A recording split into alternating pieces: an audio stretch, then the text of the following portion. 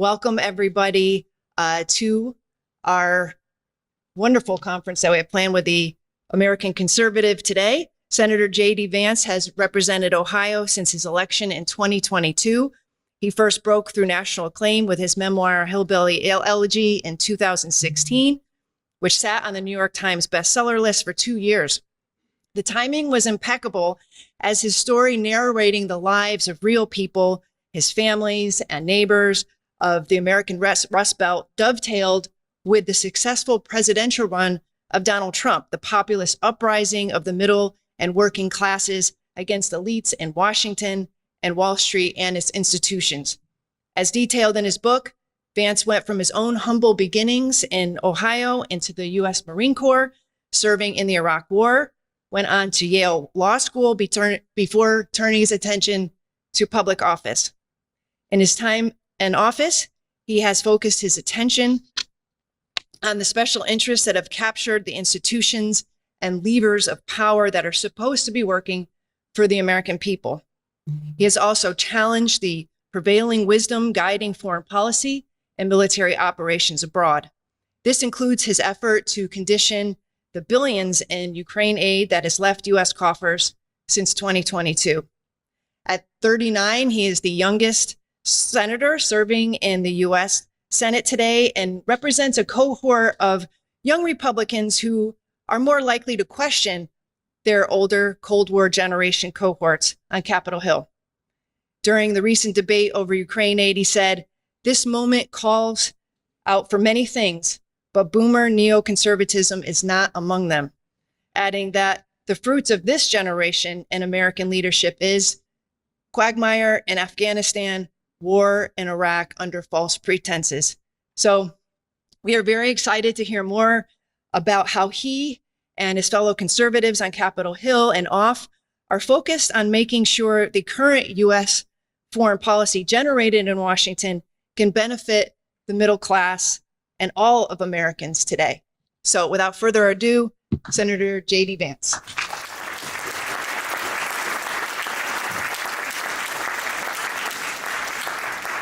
Well, good morning, everybody. It's good to be with you. Thanks to the Quincy Institute and the American Conservative for co-hosting this thing. And I don't know, I don't remember saying that this is like boomer neoconservatism, but I certainly think that, and I'm not surprised I said it. So maybe a good way to start off the morning. But this is really important. This is a really important conversation. And I want to talk about a couple of the ways in which I apply my own foreign policy principles to the challenges that are facing the country, and how I think about these things. And it's very much on the theme of how to build a foreign policy that actually works for the American middle class.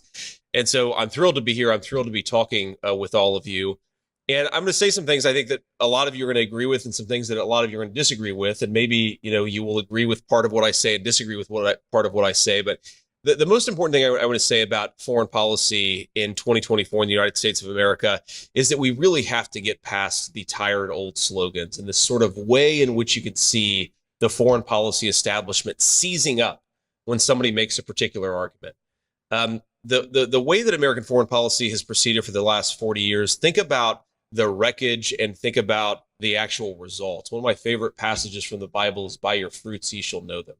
What are the fruits of the last 40 years of American foreign policy? Of course, it's the disaster in Iraq. It's the disaster in Afghanistan. It's Syria. It's Lebanon. It's on issue after issue after issue. Somehow, the foreign policy consensus of this town seems to almost always be wrong.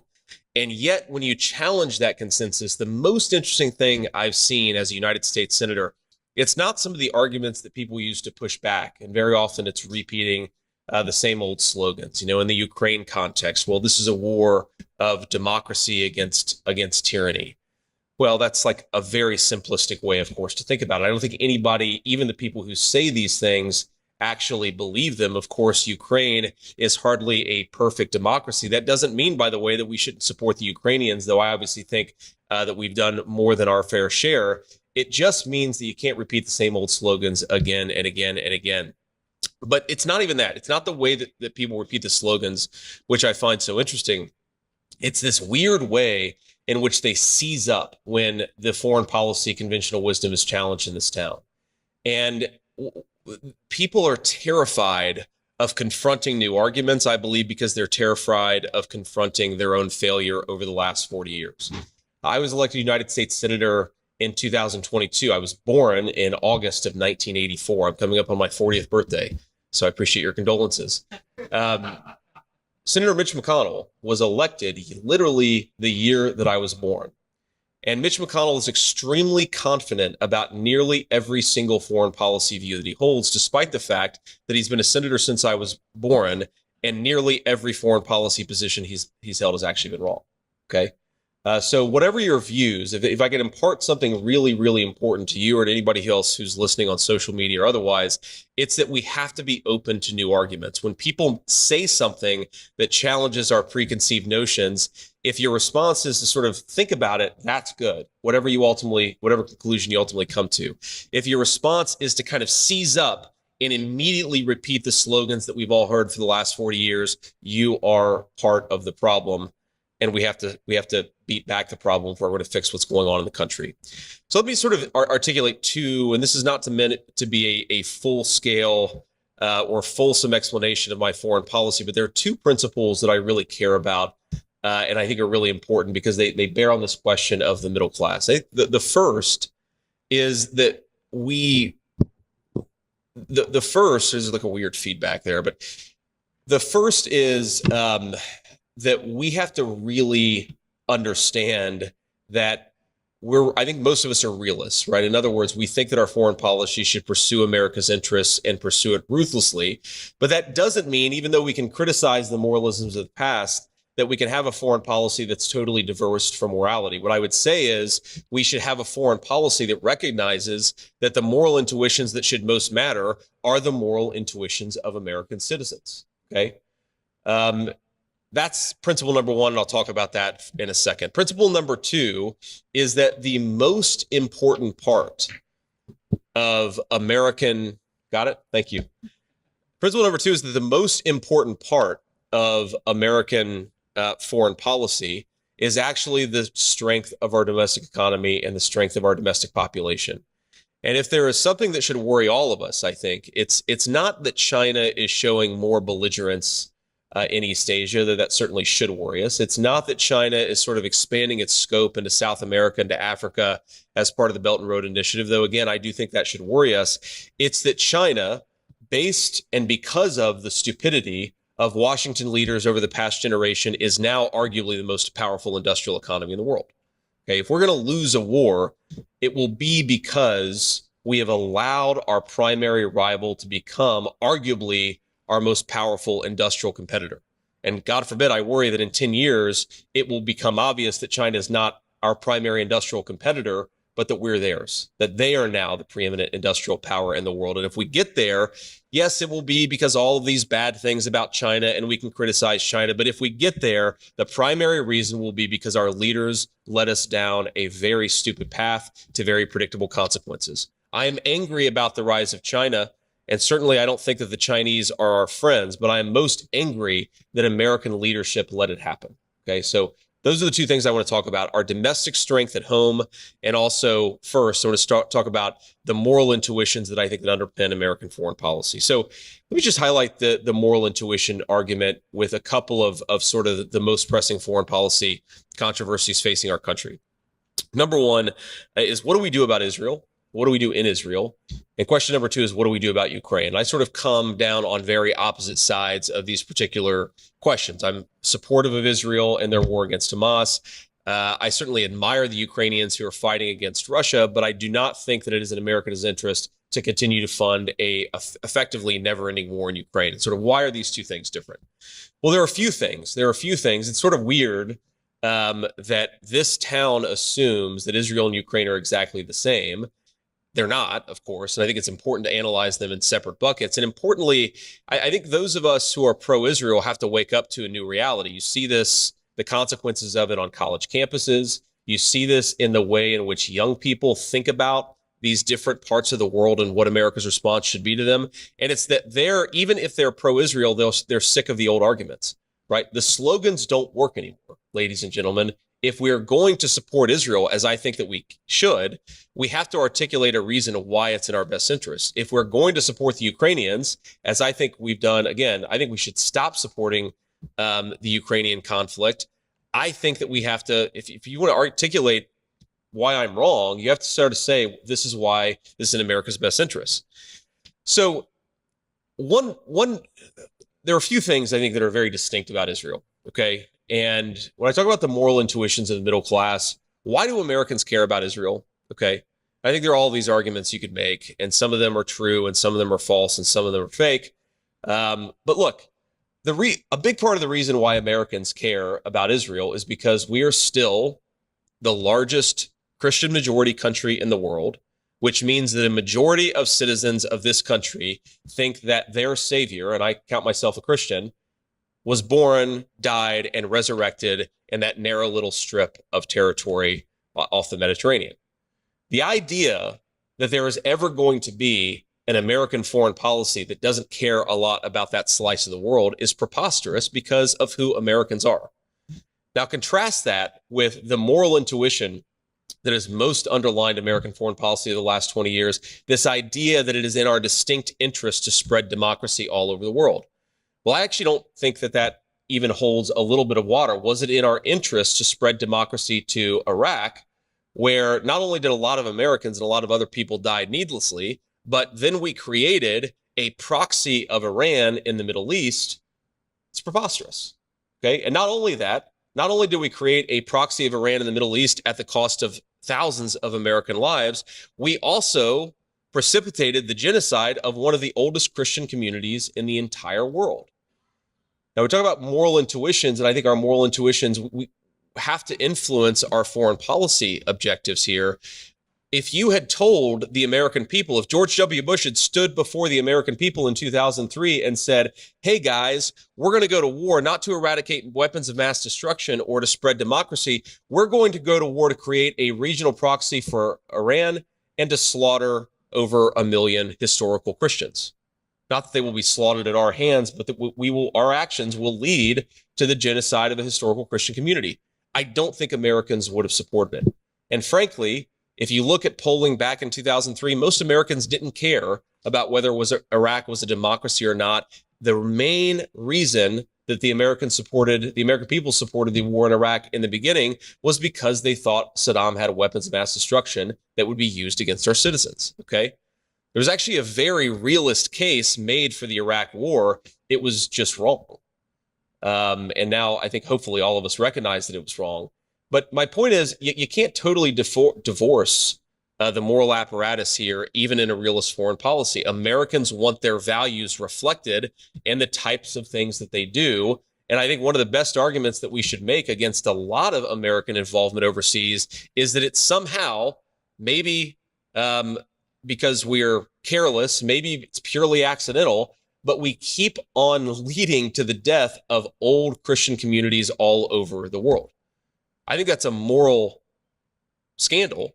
And I think most Americans, given that they are part of the Christian majority, would actually agree with that. Sort of weird to me that no one, even though Republicans are theoretically the Christian conservative party, that no one makes this argument that traditional neoconservative foreign policy keeps on leading to the genocide of Christians, but it does, which is why it's one of many reasons why neoconservative foreign policy is strategically and morally stupid.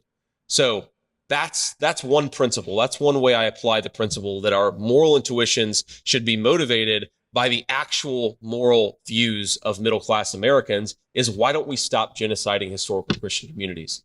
That's like a basic thing we should be doing in our foreign policy. But let me just sort of dive into this a little bit, because it's not just, of course, the fact that Americans care about Israel for religious reasons. I think there actually is a hard-nosed strategic argument that we can make for why we should care about Israel too. Let me just make a couple of points on that topic. So first, Israel is one of the most dynamic, certainly on a per capita basis, one of the most dynamic and technologically advanced countries in the world. Dan Senor wrote about this in the book, The Startup Nation. And if you look at what Israel is doing just with the Iron Beam system, for example, this is a system that would allow America and our allies to actually achieve some parity with the people who are sending drones and rocket attacks and so forth. There is no way that we can long-term fight a missile defense battle against people if they're paying 1/10 or 1/100th for offensive weapons that we are paying for defensive weapons. And the Israelis are doing the most important work to actually give us missile defense parity. That's a very important national security objective of the United States of America. And that's something we're working with one of the most innovative economies in the world to accomplish. There's another reason, actually, motivated by my view that America can't do everything. And that reason is quite simple. We have to sort of ask ourselves, what do we want out of our Israeli allies? And more importantly, what do we want out of all of our allies writ large? Do we want clients who depend on us, who can't do anything without us? Or do we want real allies who can actually advance their interests on their own, with America as playing a leadership role, but our allies actually doing something too? So my biggest criticism of our approach in Ukraine is that it has no strategic end in sight, and it's not leading anywhere that's going to ultimately be good for our country. But the second biggest criticism I make about the war in Ukraine and our approach to it is that we are subsidizing the Europeans to do nothing. The Europeans are not carrying their fair share of the burden, especially when it comes in provision of weapons, and they're deindustrializing their own country at the same time that they say that Putin must be defeated at all costs. If Putin must be defeated at all costs, to our German friends, then stop deindustrializing your own country in the name of a ridiculous green energy policy. But I actually think that Washington, at least current Washington leadership, really likes the fact that the Europeans are completely dependent on us. That's not an alliance. These people aren't increasingly allies. They are client states of the United States of America who do whatever we want them to do. Well, I think we have a real opportunity to ensure that Israel is an ally in the true sense, that it's going to pursue their interests, and sometimes those interests won't totally overlap with the United States, and that's totally reasonable, but they are fundamentally self-sufficient.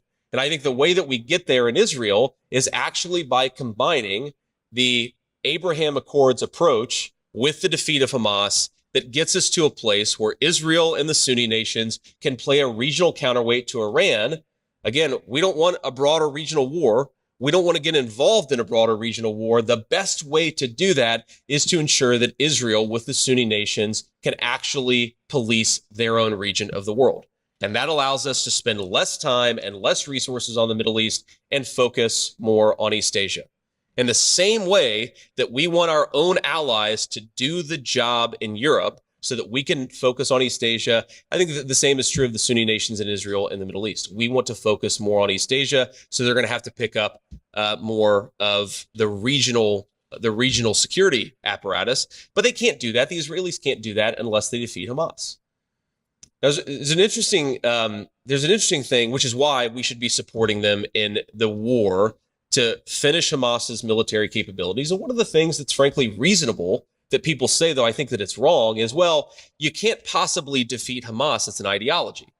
Well, you can't defeat Islamic radicalism as an ideology, and it was stupid for us to build democracies in the Middle East to try, but you can defeat ISIS as a functioning military apparatus. You can defeat Al-Qaeda as a functioning military apparatus, and there is no way for the Abraham Accords to take off, which allows us to step away from the Middle East unless Israel defeats Hamas as a functional military apparatus and builds some real alliances with the Sunni states. That, to me, is the goal of American foreign policy in the Middle East, and that's why we should be doing something much different, in my view, in Israel than we should be in Ukraine. Now, maybe you disagree with that. Happy to have that conversation, but that's fundamentally how I think about this. How do we focus on East Asia? How do we allow the moral intuitions of America's middle class to influence our own foreign policy instead of crazy things like spread democracy to every corner of the world? These are the ways that I think about that particular conflict and some of the principles that I have and how to apply them there.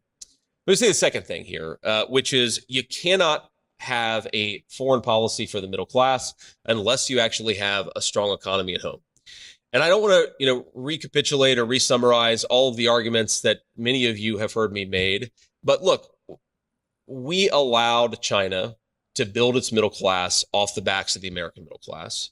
We actually promoted the creation of a Chinese super industrial economy. And the crazy thing is, when the free traders never acknowledged this point in 2024, when we were making the argument in the 70s and the 80s that we should build China's industrial economy, we were doing it explicitly with the knowledge that it would harm America's middle class. Go back and read what they were writing in the 70s and the 80s, and they said, this will harm America's middle class. This will lead to a lot of unemployed steel workers and auto workers in Ohio and Michigan and Pennsylvania, but it will be worth it because we will turn the Chinese into a flowering democracy overseas. There's that weird conceit that we have again, where again, if you ask the people in the heartland, the people that I represent, whether they care more about China becoming a democracy or whether they care more about the jobs that sustain their communities, we all know exactly what the answer is going to be, right?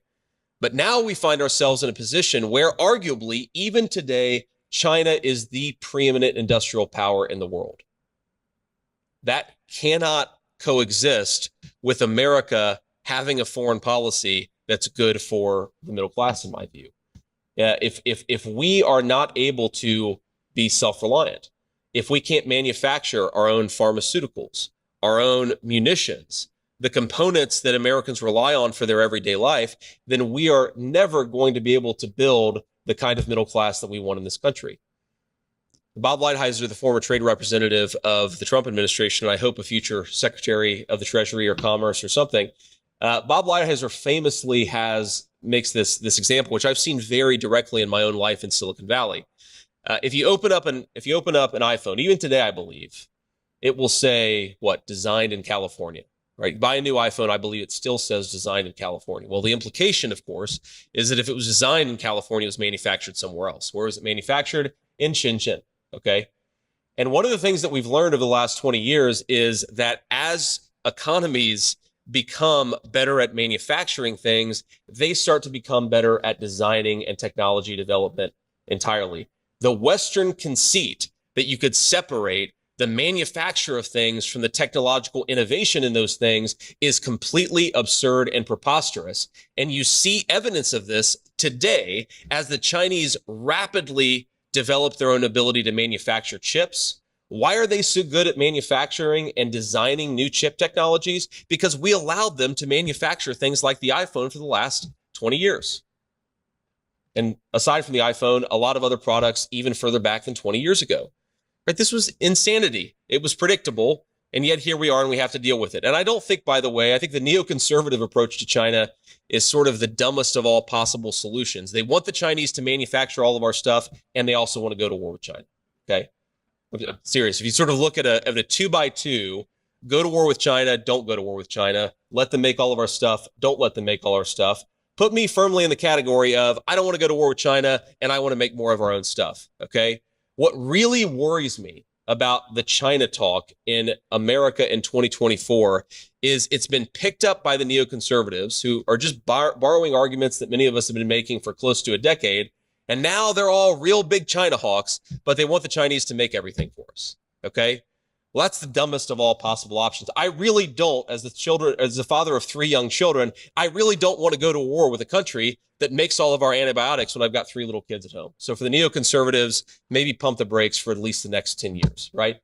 But this is where we're headed, ladies and gentlemen, if we don't recognize that the most important component of foreign power for the middle class in this country starts right here at home.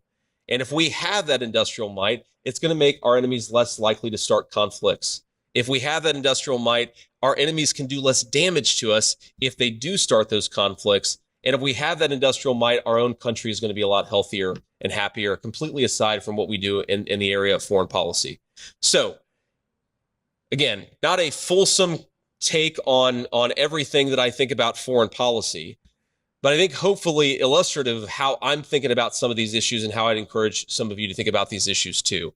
One, you can't entirely divorce the moral dimension from foreign policy, but the morality we should be pursuing, if we pursue any at all, should be the morality of our own people. And 2, the most important component of projecting power overseas is actually having a strong domestic manufacturing economy here at home.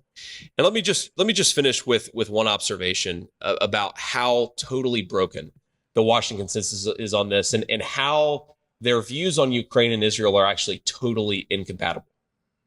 I met with a representative of the Israeli government yesterday, and I don't like to reveal confidences, but one of the things that was said explicitly that I've seen hinted at in news reports and elsewhere is that in January of 2023, when the Biden administration forced the Israelis to empty their munition stockpile and send it all to Ukraine, that actually, you can make a pretty good argument, prolonged the war in Gaza in service of prolonging the war in Ukraine. So if there's a final argument here, it's that we have to accept that there are trade-offs. America cannot manufacture enough weapons to support 4 different wars in 4 different corners of the world. We just can't do it. We can't do it in part because of the decisions made by my bipartisan colleagues of the last 40 years, but it's the reality that we live in, which means that we have to pick and choose. We have to identify where our interests are most important, and we have to try to divert American foreign power to focus on those particular things. And this is why I think it is so important that for the next 30 or 40 years in a world of multipolarity, look, China wasn't built in a decade. It's not going to be unbuilt in a decade. Even if we wanted it to, we have to recognize that Chinese industrial power is here to stay. Okay. So what are we going to do in that world? I think, again, that world of multipolarity, that means that we want the Israelis and the Sunnis to police their own region of the world. We want the Europeans to police their own region of the world. And we want to be able to focus more on East Asia. You can't do that if you're not willing to make trade-offs. And every single day in this town, I see the weird ways in which this current leadership is totally unable to make trade-offs. When I made this argument probably 6 or so months ago among my Senate Republican colleagues, that there were, for example, only so many artillery shells in the world, and we couldn't send them to Taiwan, Israel, and Ukraine at the quantities that they want because there aren't enough to send there. So we're going to have to pick and choose. I was told that my math just simply didn't make sense. And yet yesterday, I had a representative of the Israeli government telling me exactly, well, your math did make sense. And in fact, the failure to do those trade-offs prolonged the war in Gaza in a way that I think is really destructive to American interests. So if we want to do a foreign policy, we want to have a foreign policy for the middle class, maybe the most important thing is to recognize what every middle class family in this country recognizes, that we have scarce resources, you have to make trade-offs, and you have to focus on the things that really matter. With that, thank you guys. God bless you.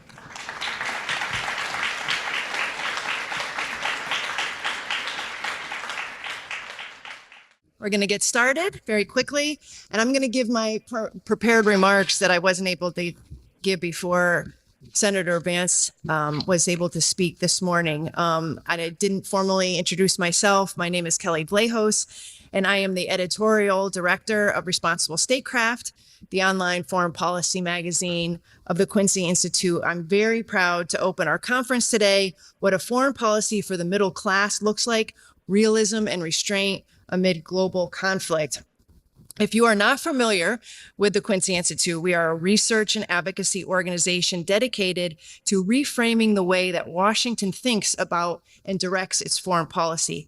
Our co-sponsors, the American Conservative, represent the best in independent thinking about the dangers of international interventionist policies that impinge on the freedom and prosperity of Americans at home.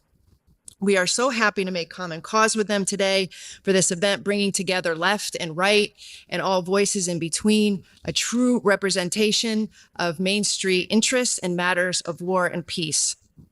In March 2021, newly minted Secretary of State Antony Blinken announced the Biden administration had set out to pursue a new foreign policy for the middle class.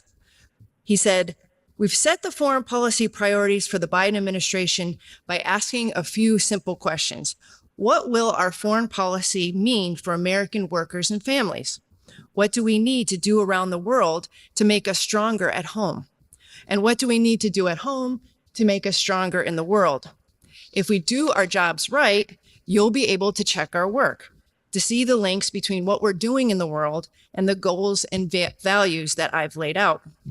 So our goal here today is, in essence, to check their work, looking back at the last 3 years and seeing if indeed it has fulfilled those priorities.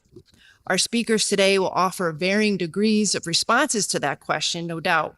But in the spirit of Quincy and TAC, they will also challenge, I know, the decades of conventional thinking that continue to animate endless U.S. military interventions abroad, including direct and proxy wars, often ill-defined and without proper congressional oversight or input from the general public.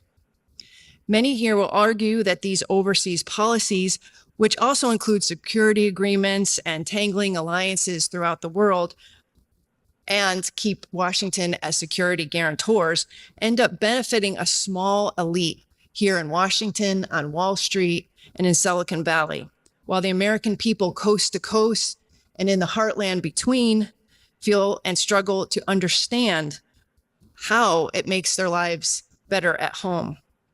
These Americans may be shut out of the discourse, but their sons and daughters are fighting these wars, and taxpayers fund the trillions of dollars and weapons and resources expended in their names in such far-flung places as Somalia, Ukraine, Syria, the Asia Pacific, Europe, and Iraq today.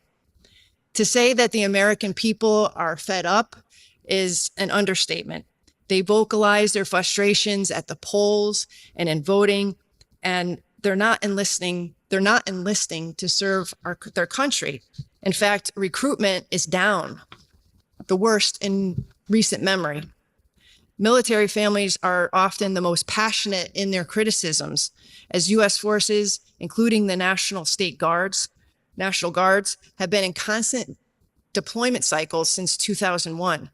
On Capitol Hill, lawmakers on both sides of the aisle raised alarms about war with China while plowing billions of dollars into a war in Ukraine and into Israel's war in Gaza. Our stockpiles are shrinking, but the defense industry salivates. Endless war means big business. But our conversations today need not to be all backward looking, pointing fingers, or engaging in the Washington blame game. We want to peer forward too and provide new guideposts for a better way of doing things. In many ways, those guideposts have been with us all along. We just needed the political courage and the support to actually follow through with them. So without further ado, I'm going to pass this over to my colleague, George Beebe, who is a director of grant strategy at the Quincy Institute, for our first panel. Thank you, George. Thank you very much, Kelly. I want to start out by saying that I've never been to a foreign policy conference like this one. I've been to a lot of foreign policy conferences, but frequently they bring together experts that know a lot about what's going on in other parts of the world. They can talk to you about how much influence Iran might have over Hezbollah, which factions within the Kremlin are currently in Putin's favor. But when you ask them, why do Americans in Ohio care about that? What's at stake for them? Oftentimes those foreign policy experts are puzzled.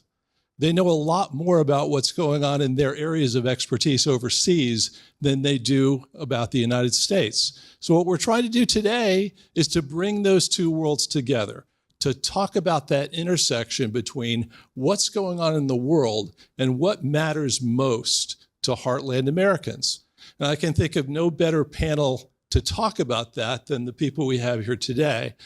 To my far right is Congressman Warren Davidson, a Republican representing the 8th District of Ohio, has a very interesting background, a graduate of the U.S. Military Academy, served in American Special Forces, also ran his family's manufacturing business. So he's got, I think, in his personal background, exactly this intersection that Senator Vance alluded to earlier today about American manufacturing and foreign policy and what matters to heartland Americans in all of this. Next to Congressman Davidson is Helen Andrews. She is senior editor at the American Conservative. She is the author of the book Boomers, the Men and Women Who Promised Freedom and Delivered Disaster, which I think is a great subtitle for what has happened in American foreign policy over the last several decades. And to my immediate right, Branko Marcetic is a writer at Jacobin magazine who brings another perspective, I think, that typically comes from the American political left, but I think shares a lot of perspectives on what has gone wrong in American foreign policy and the connection between what our elites are doing in foreign policy and the interests of the American working class. So there are some very important debates going on the House floor, not far from us this morning, that Congressman Davidson needs to get back to participate in. So I'm going to start out this morning by posing some questions to him. Before I get into that question, I want to hearken back to something that Jake Sullivan, the Biden administration's national security advisor, said in an early press conference after the Biden administration took office. This is a quote. He said, "Everything we do in our foreign policy and national security will be measured by a basic metric. Is it going to make life better, safer, and easier for working Americans?" So with that as context, I think I want to ask you, Congressman Davidson, we often hear the argument here in Washington that if the United States does not defend a particular foreign state against a particular threat, that some foreign power will take advantage of our inaction, Russia, China, Iran, etc. They will grow stronger, they will grow bolder, they will grow more likely ultimately to do something beyond just threatening this foreign state, but will actually threaten American security, the safety of Americans in some way. Essentially, this line of thinking posits that everything's connected to everything. Unless we make a stand in whatever part of the world is currently in the headlines, bad things are going to flow for the American people. We heard this about the global war on terrorism. We're hearing it about Ukraine today. We have to make a stand in Ukraine, or the Russians will continue to roll westward and ultimately will not be fighting them in Ukraine, we'll be fighting them here, which I think is a direct quote from some American officials over the years. What do you make of this argument? Is everything connected to everything, or can we and should we, as Senator Vance asserted this morning, make some distinctions, recognize there are trade-offs, set priorities? Are there parts of the world that really matter to us more than other parts? Well, look, I sum up that idea as simply, unless we squander our resources all over the world, how could we possibly stay strong?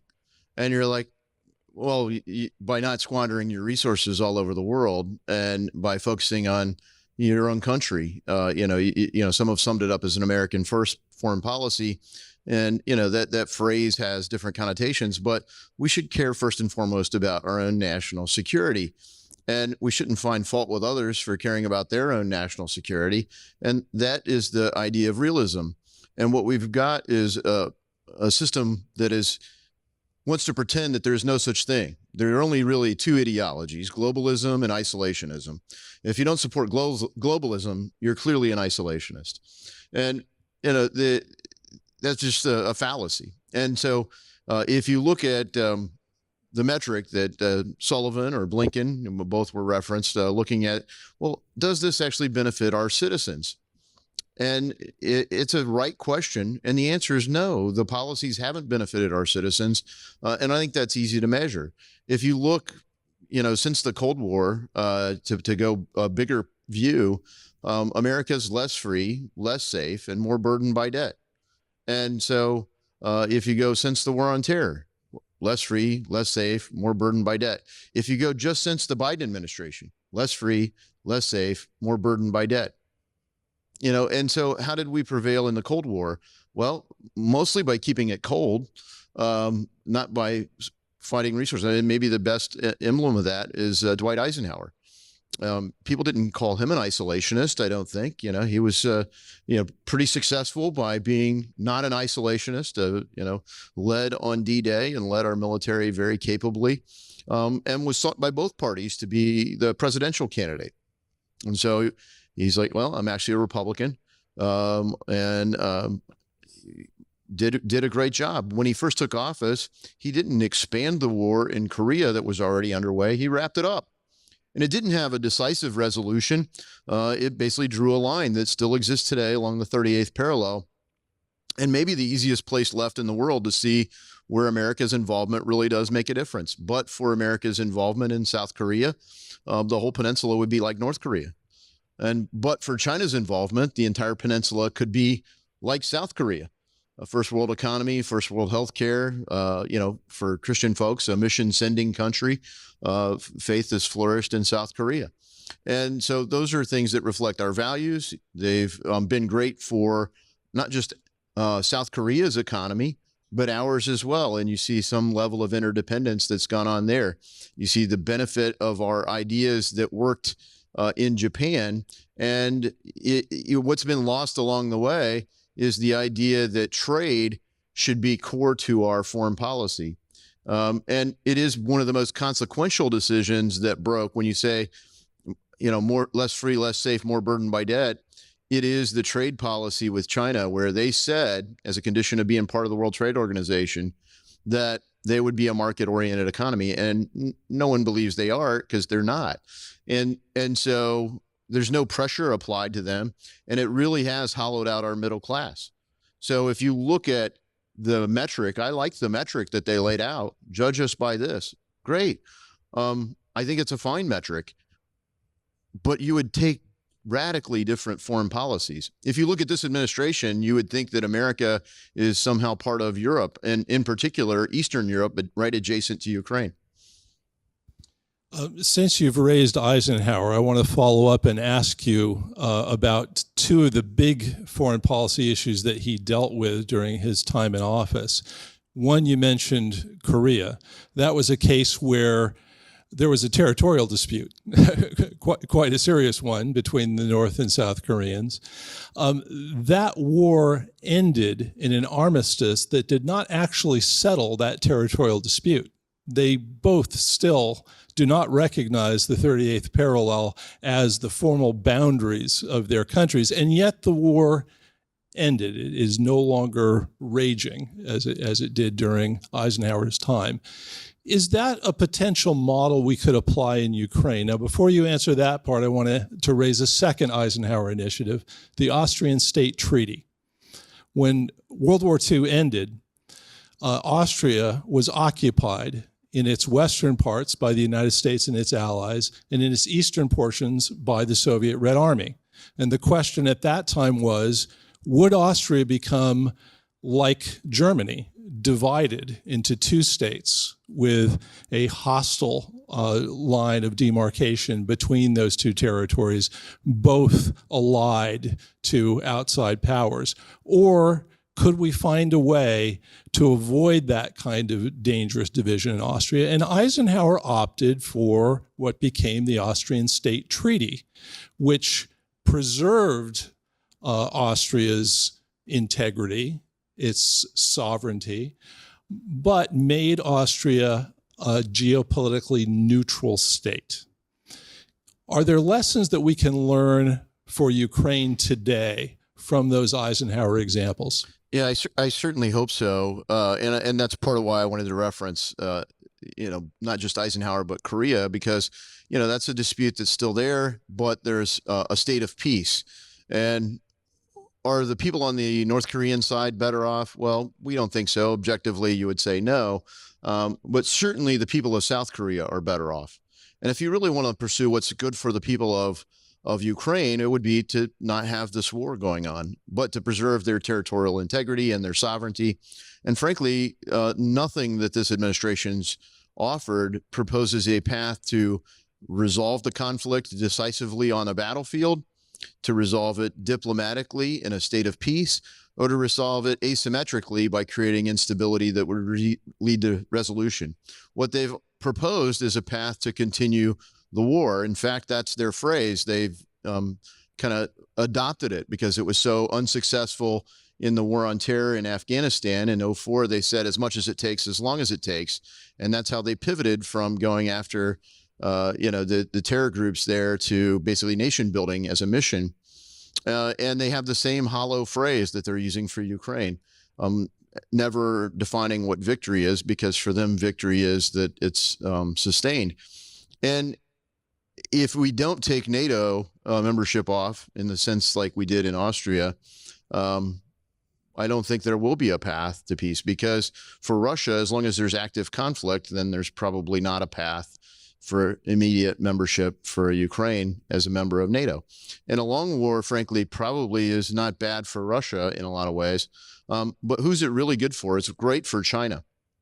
And I would mention one of the other things that Eisenhower confronted was a migration crisis. You had a lot of inflow of folks from Mexico, Central America, South America into the United States, California in particular at the time. And there was a big push to address that, so much so that there was kind of an overreaction in the 60s that has really been disastrous for our immigration policy. So, we should be a welcoming country. We should do it legally. We should do it with a secure border. And I think that work remains very incomplete from the Eisenhower administration to today. Before I let you go off to floor debate, I want to ask one more question.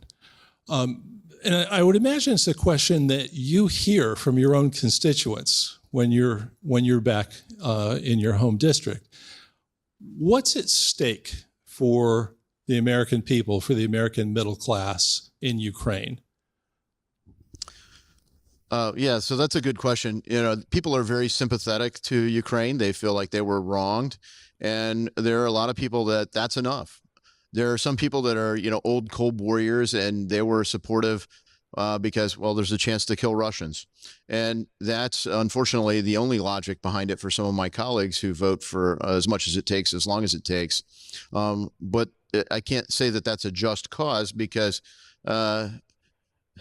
you're also killing off Ukrainians, and with a sense of false hope to not resolve it.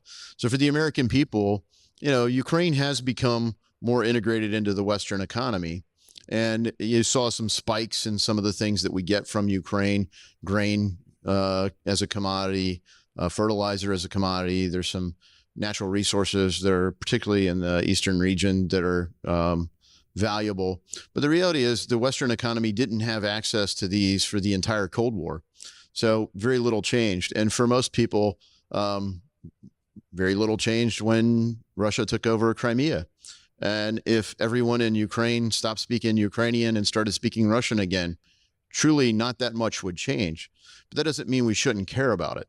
And I think that gets to what Senator Vance was talking about, is our values say there's a sense of wrong there. And we do have the ability to use some form of moral influence, but we should do that in a way that offers a path to resolution of the conflict, not a path to perpetuation of it. And I think that's the big fallacy that we've got there, is we're not laying out a path that contains the spread of this conflict, that can have a peaceful resolution. And the reality is, anyone that's studied anything militarily will say the only way that the Ukrainians win is over a generational war, like the Taliban in essence prevailed against the United States.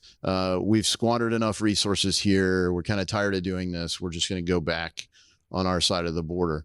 And if that's the kind of war you're going to wage, you can do it more cost effectively. We helped the Afghans do that to the Soviet Union.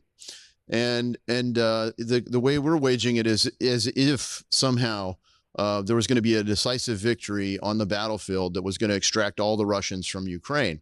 And they're counting on that being the perception when they say as much as it takes, as long as it takes. They know that a lot of people back home are going to say, oh, to get the Russians out of Ukraine. And we could give truly as much, we give trillions of dollars, and Ukraine does not have enough combat power to extract the Russians from Ukraine. With money, with weapons, with arsenals, it will take additional combat power wielded by others that can deploy it, like the United States or NATO member countries. And I don't think that's good for us or the people of Ukraine in the long run. So I hope we choose a different path, but it seems like that's the path we're on. And you can already see the mission creep from the Department of Defense saying we need our advisors on the ground. That's a good way, a proven method of expanding the war. Once you've got tactical support, it's rapidly viewed as tactical participation. Thank you very much. Very much appreciate your making the time in your busy schedule to join us today. Thanks. Hopefully we're going to go ban central bank digital currency. So I have to go do that. Thank you.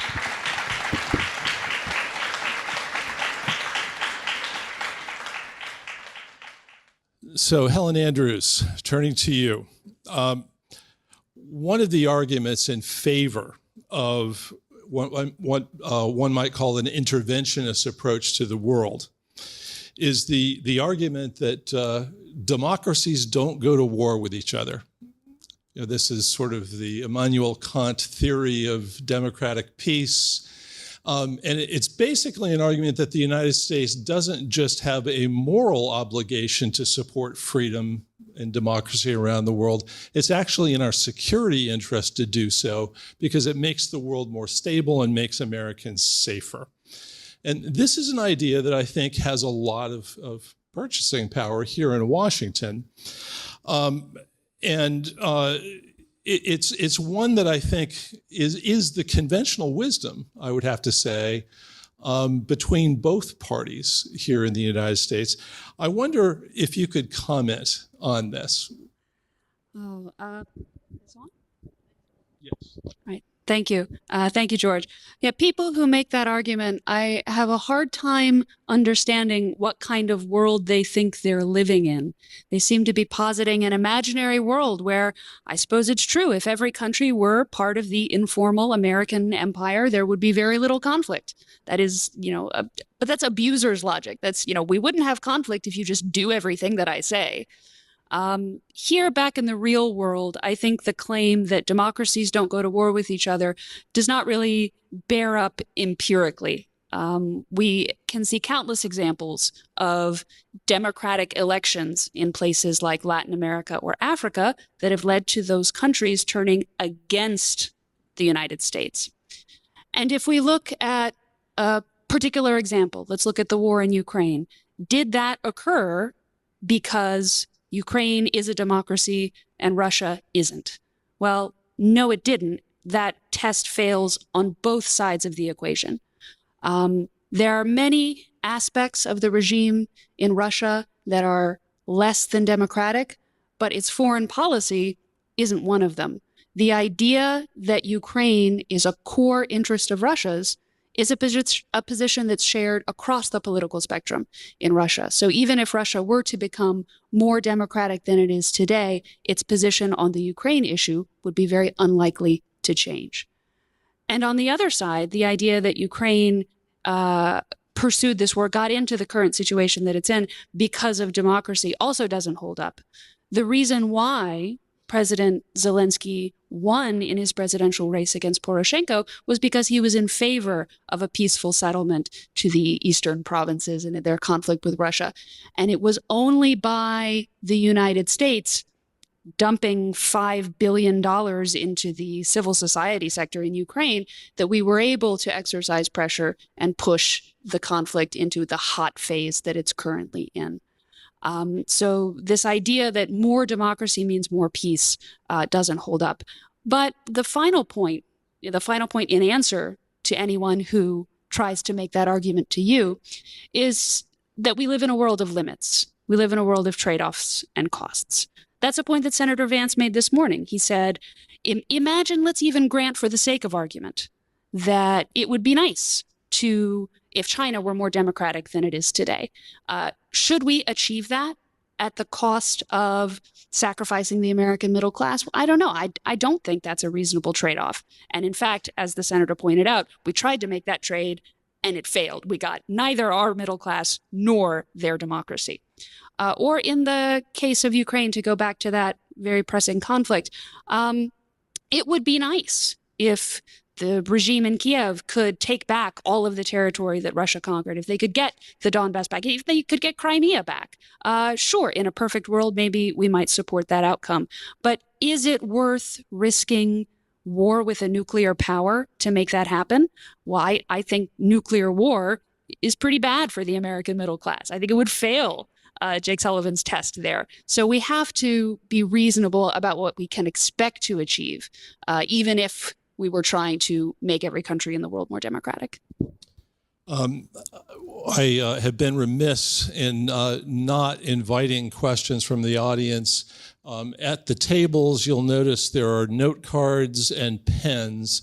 If any audience members would like to pose a question, please write down the question on those note cards, hold it up, and one of our conference attendees will gather those up and submit them to me, and I can in turn pose them to our panelists. So, Helen, you mentioned nuclear war. Over the course of my career, I began back in the Soviet period as an analyst of Soviet foreign policy. This was a period when avoiding nuclear war between the great nuclear superpowers was a central occupation of the United States government. Much of our intelligence was designed to identify warnings that something bad might be coming our way. Much of our diplomacy was focused on arms control, confidence-building measures, reaching understandings with the Kremlin on issues that could ensure our mutual security. And I think there was a recognition that the security of Americans was, in the nuclear era, inextricably linked to the security of the Soviet people. One side could not be secure if the other side were insecure in this area. And that was the foundation for reaching agreements on containing this arms race, et cetera, et cetera. I now find myself in a position where that notion that we are co-hostages with the Russians in the nuclear era is not just unpopular here in Washington, it's regarded as heretical. In fact, the problem that you hear when you listen to a lot of the talk shows on TV or read op-ed columnists is we should not scare ourselves in Ukraine. We should not allow the Russians to blackmail us into some sort of settlement there, because the Russians are attempting to instill fear in this, and we shouldn't fall for this. Let's look at this from the point of view of the American people. How should the interests of Americans intersect with this question of potential escalation? Should we be engaging in arms control dialogue with the Russians? What's in it for people in Ohio and Indiana, et cetera? The comparison to the Cold War is a fascinating one because the biggest shock for me is that it was a staple of American Cold War rhetoric that our problem was with communism, not with the Russians. We have no quarrel with the Russian people, only with their regime. Their regime is a particularly odious kind that is ideologically evangelical and world conquering. And that's the reason why our conflict with the communist empire is just categorically different from any other kind of rivalry that our nation has faced in its history.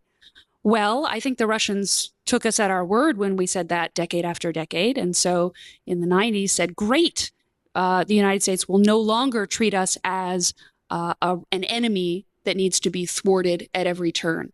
But oddly, we seem not to have listened to our own rhetoric during the Cold War, and we have continued to treat Russia with the same, just as we did during the Cold War, as someone to be checked at every turn.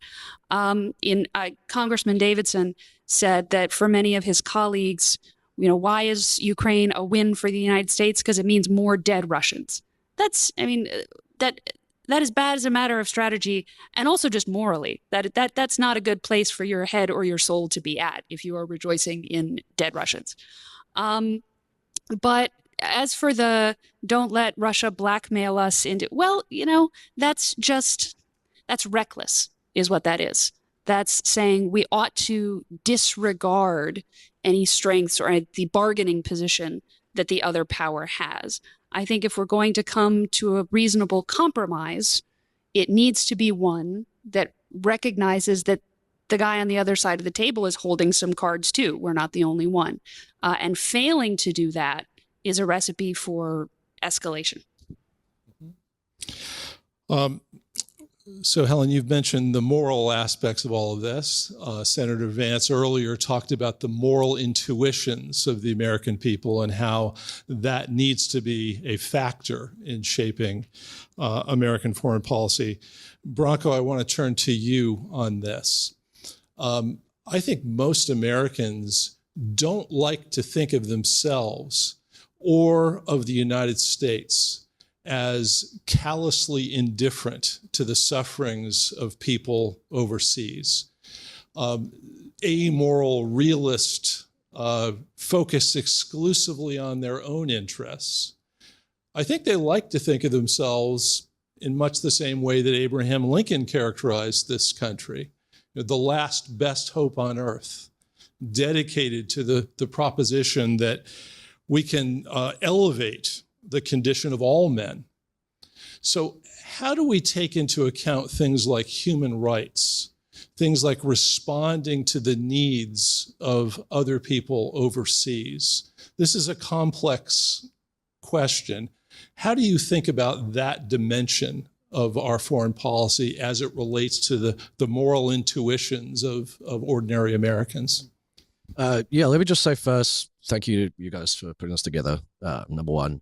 But to answer your question, I think that obviously the United States has a very important role to play in securing human rights and making sure that people aren't, mistreated by their own governments, by foreign governments. The question is, how do you do this? I think we have to accept two things when it comes to foreign policy. One is, you were saying limitations.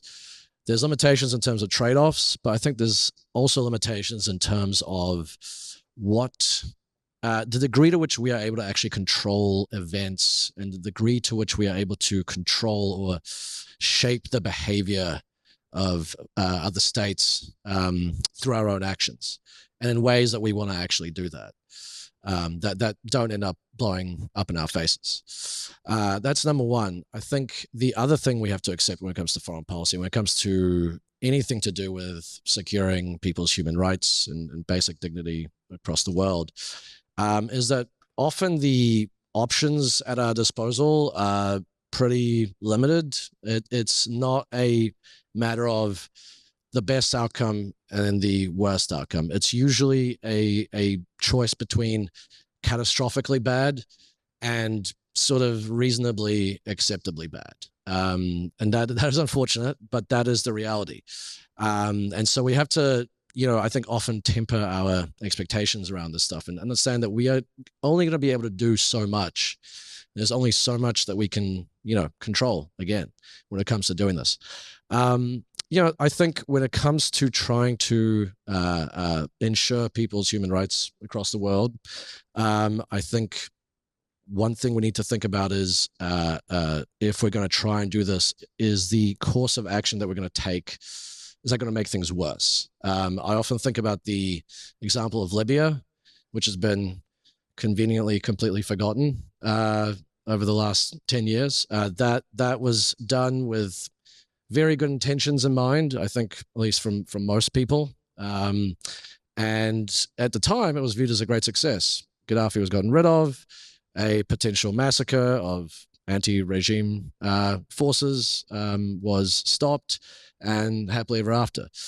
But in reality, what ended up happening was much worse, what followed, because you not only had anarchy and then decade or longer of civil war in Libya, you had people's basic, human rights, living standards in that country just completely go out the window. But also then you had the snowballing knock-on effects of that war, where weapons spread into Africa, and that's continued on with the crisis that we see now going on in Niger and other parts of West Africa. So ultimately, I don't think anyone would look at Libya now and say, oh, that was a great success. And I think most people would look at the situation in Libya and say, actually, it was much worse what happened for human rights, people in Libya, people in that region, than that we actually got involved, or at least got involved in the way that we did, if we had done nothing. I think the other thing, speaking about the Ukraine war, since that is going on right now, that started out as a well-intentioned intervention to prevent, to secure the basic human rights and sovereignty of Ukrainians.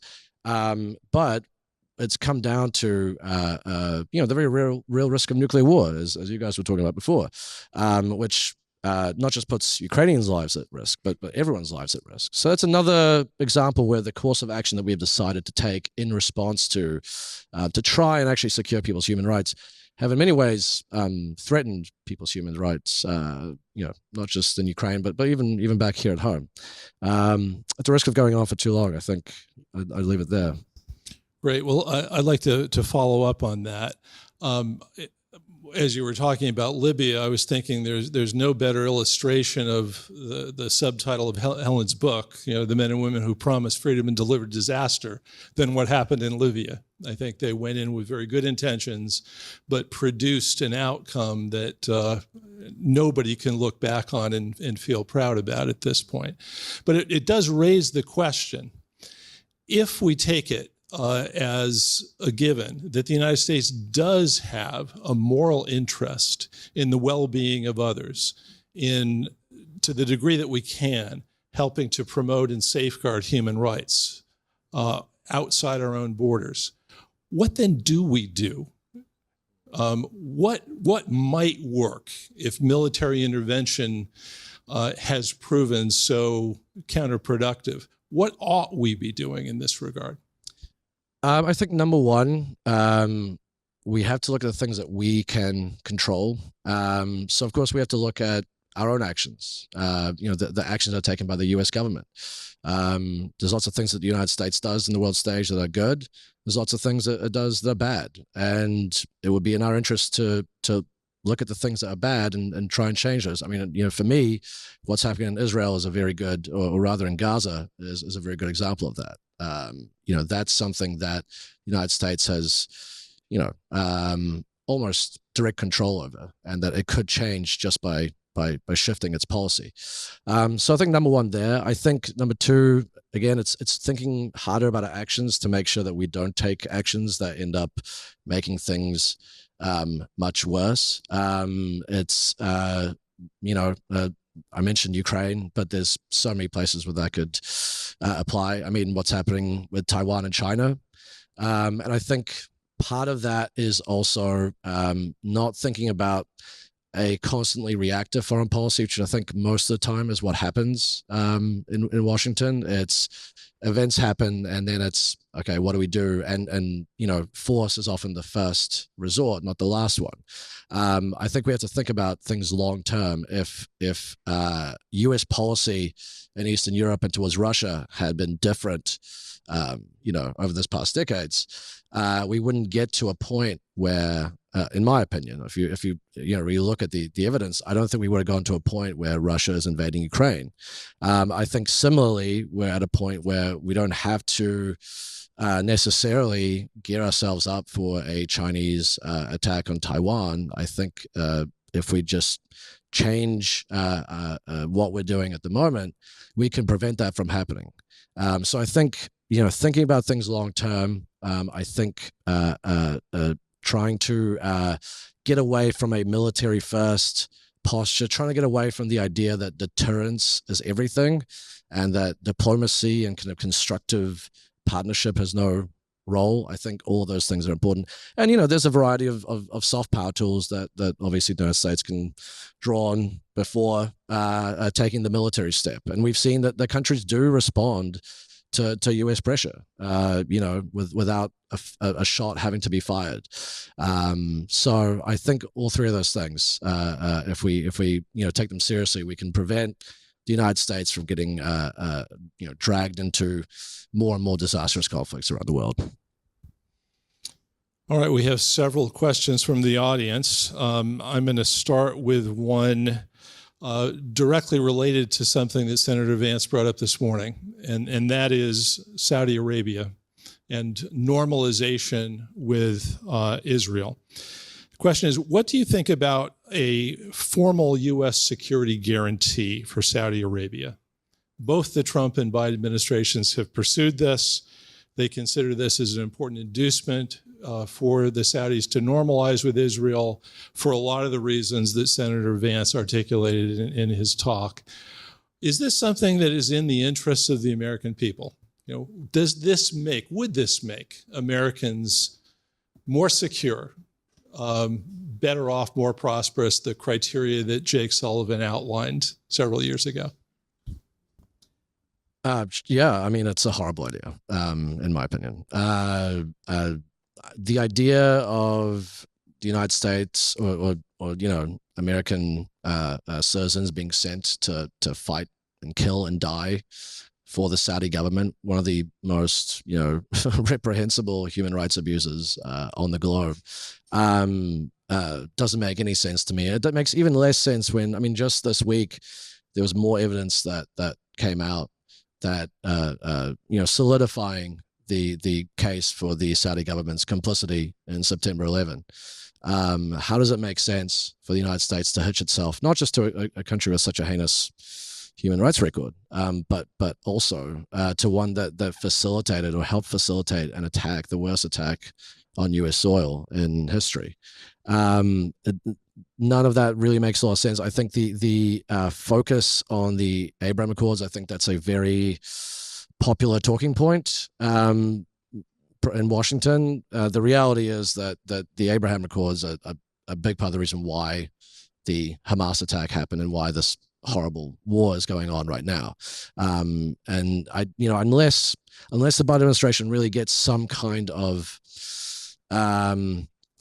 guarantee from Israel as part of this deal that there's going to be an actual advancement towards a Palestinian state, which it doesn't really seem like it will, I don't think, all this would do is just basically trap the United States into yet another alliance where it would be vulnerable to being pulled into a war it doesn't want to go into because of the irresponsibility of one of its partners. That's right. A security guarantee of that kind only makes sense if America is confident in its ability to exercise leverage over the foreign policy decisions of its client. For example, you guys may remember the really insane moment in the Bush 2 years when he wanted to bring Georgia into NATO, which was pretty wild. But the only way that even made any kind of minimal sense is if we could then exercise a little bit of control over Georgia's foreign policy. And we very quickly learned that we could not, that they would, go around starting conflicts with Russia, as Saakashvili did, and then expect America to back them up. So you only want to bring on a client if you know he's not going to be, a yapping yard dog out trying to start fights with bigger dogs and then hoping you're going to back up. And I think the evidence has been that we do not exercise that kind of leverage over Saudi Arabia. So that would be a reckless move. Okay. Another question. The TikTok ban is a wake-up call that U.S.-China policy is dangerously out of control. What can be done to reduce tensions with China and lessen the risks of war? I think one, obviously, to kind of stop testing the red line around Taiwan. China has been pretty clear on this. Xi Jinping reportedly told Biden about it directly. He said, "Look, this is a huge line for us, and if you cross it, I may not be able to basically not go to war." I mean, it's what's happening there. To me, it's a really surreal, slow motion repeat of the exact same thing that we witnessed happening in Ukraine for years until it finally culminated in this other terrible war. And so it's kind of, insane to me that we are basically doing the exact same thing that was done in Eastern Europe and that ended up provoking this war. That we're doing the same thing with China, and that war would be, as bad as the Ukraine war will be, that this war will be, I would say much worse. So I think that's a good way to go about it. I think I don't think a lot of this the trade war stuff that is going on, I don't think that's a very effective or constructive way to manage competition with China. I don't think that's necessarily going to, help rebuild the U.S. industrial base. I think so far what it just looks like, certainly how it's taken in China, is the United States' attempt to strangle its own industrial development because it sees it as a rival to its own position in the world. So I think, for a start, I think probably those two things, if we could slightly just step back a little bit and move away from that, I think that would be a good start. The TikTok ban is interesting. I agree that we need to minimize needless provocations toward China. On the other hand, there are certain things that any self-respecting country has a right to do. You don't want a rival nation, a powerful rival nation, controlling critical aspects of your nation's infrastructure. You don't want Huawei in charge of critical resources in the United States. Does social media qualify as an industry of that kind that you don't want a rival nation to have control of? I see a strong argument for saying yes. But that being said, I think a relationship of mutual respect is what we should aim for with China. And I think guarding our nation's, the minds of our young people could very well be part of that. Very interesting comments, and they spark for me some interesting questions. I want to start out by asking about the relationship between the United States' involvement in war, in conflict overseas, and the impact of that on civil liberties here at home. We saw during the global war on terror, which no one has declared over as far as I know to this point, that our government believed that it was in the security interests of our nation to intrude on liberties that we've long held as fundamental to the American way of life. And we're hearing today that we have to protect the American people from disinformation and misinformation, and that the government needs to play a more hands-on role in these areas. Why? Because of our rivalry, our competition, the threats posed by foreign states. Is there in fact a trade-off in this area? And is it in the interests of the American people, if they want to safeguard those liberties, to take the foot off the accelerator pedal a little bit when it comes to getting involved in foreign conflicts? Or are these independent issues? Well, the nice thing about David French is that he doesn't have some of the filters that a lot of your liberal pundits do. And so he once really kind of gave an unfiltered comment where he said, you know what we need with all these crazy January 6 types running around? We need a counterinsurgency operation, just like we had in the Middle East, but for Americans. We need to be sponsoring local tribal leaders out in the Midwest. It was great. I loved it. It was a really fun riff from him. And the real giveaway is that so many of the people currently in the disinformation space are veterans of de-radicalization and sort of war on terror, anti-terrorism. That's what they got their degrees in. And then they figured out that they would get a better job with that degree turning to the domestic audience. It's really a chronic problem that, look at something like the war on Ukraine. You can ask, has it been good for Ukrainian democracy? And that's a valid question. But I always ask, has it been good for American democracy? And the answer is no. The problem with being a global empire is that then the whole rest of the world starts to take a very great interest in your domestic politics and starts pouring tens of millions of dollars into lobbying your politicians and starts exercising power over your domestic political debate in ways that are often unproductive or illegitimate. And, it's the most undemocratic thing about the Ukraine war is that the American people elected Donald Trump because they wanted him to scale back our involvement on the globe. They wanted a more rational foreign policy. And their democratic will, is being thwarted by what Donald Trump would call the deep state. And so the more involved we are in the rest of the world in our foreign policy, it seems the less democratic control American voters are able to exercise over how American power should be used. And that's a decades-long ongoing problem, but it just seems to be getting worse and worse.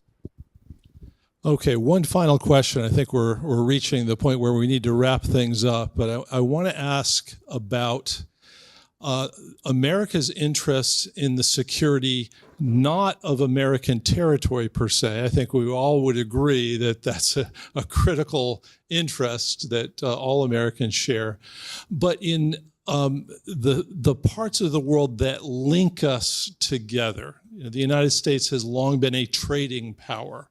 We've been a sea power. We've been an aerospace power. Why? Because our connections to the rest of the world are directly related to our own prosperity, our ability to sustain our way of life.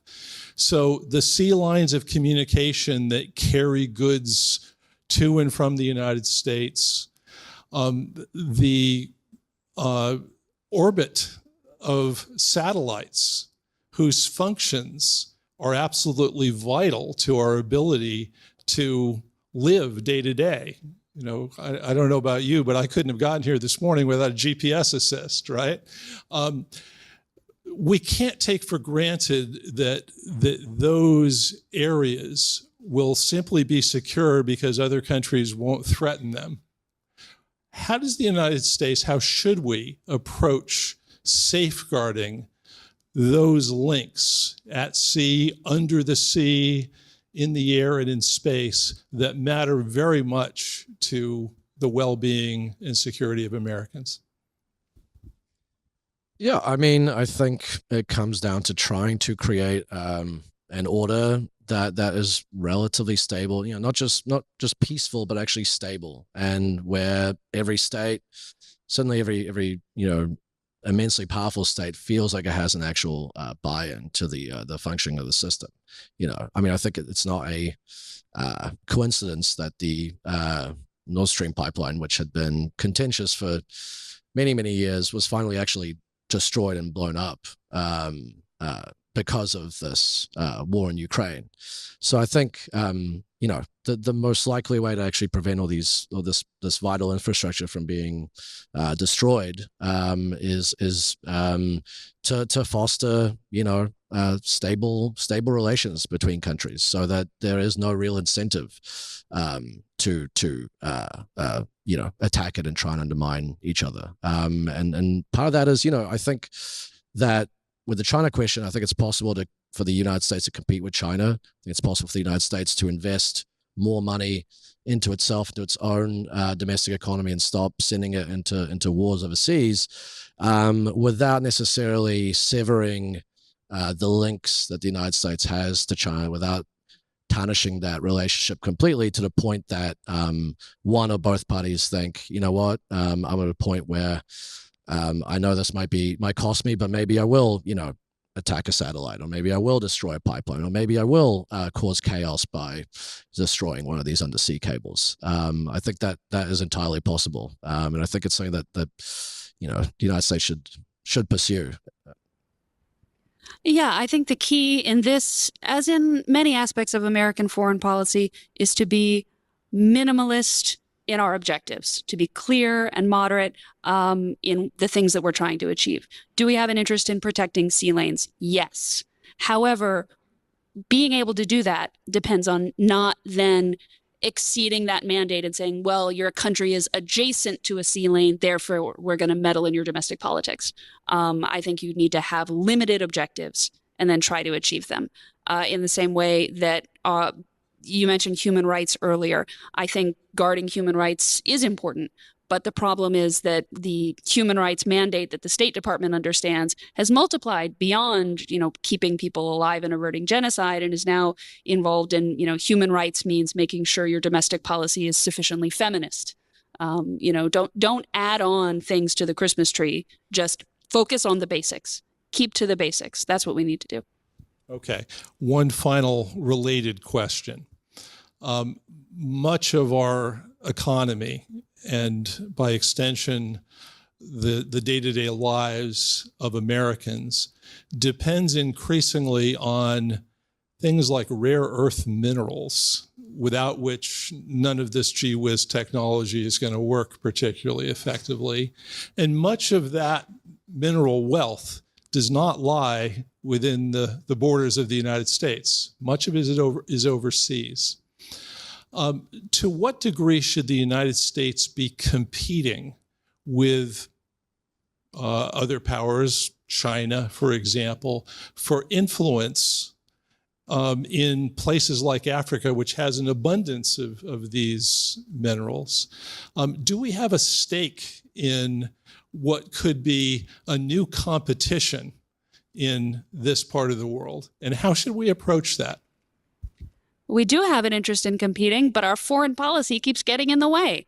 If you go anywhere in Africa and ask them to describe the competition between the United States and China for things like resources in their nation, they'll say, well, the reason why we are disinclined to go with the US is because if we sign on with you guys, we get a whole laundry list of complaints about human rights and this and that and our domestic policies.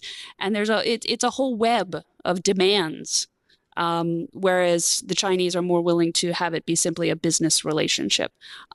I think that's a fair criticism. And if that's what we're hearing in Africa, I think it makes a lot of sense to change our posture towards those countries in response to that. We got to listen to what people are saying.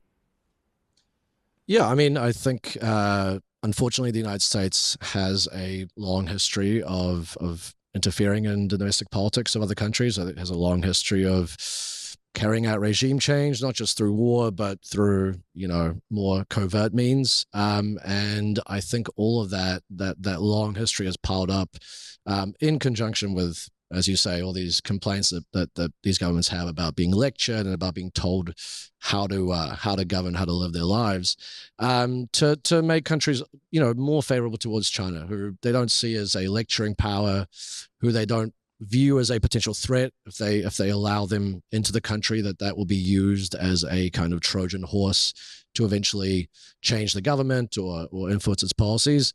I don't think that's insurmountable. I think the problem is that kind of policy by the United States has kind of remained. I think when you look at things like the Maidan revolution in Ukraine and the U.S. government involvement in that, or more recently some of the foreign involvement in the protests in Georgia, I think all of that helps to kind of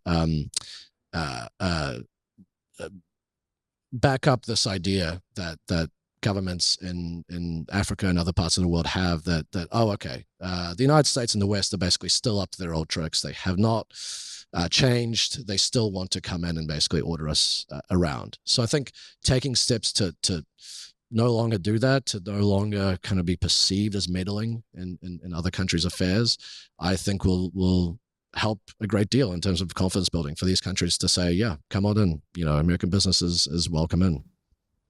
Great. Thank you both very much. I think it's been a fascinating discussion. We have lunch coming up. We have a few minutes where you all can take a rest break. But then after that, come get your lunches. The boxes are over on the tables at the entrance to the room. Then Rand Paul will be joining us, Senator Rand Paul, for some lunch remarks, and he will be, as I understand it, taking questions from the audience. So thank you very much.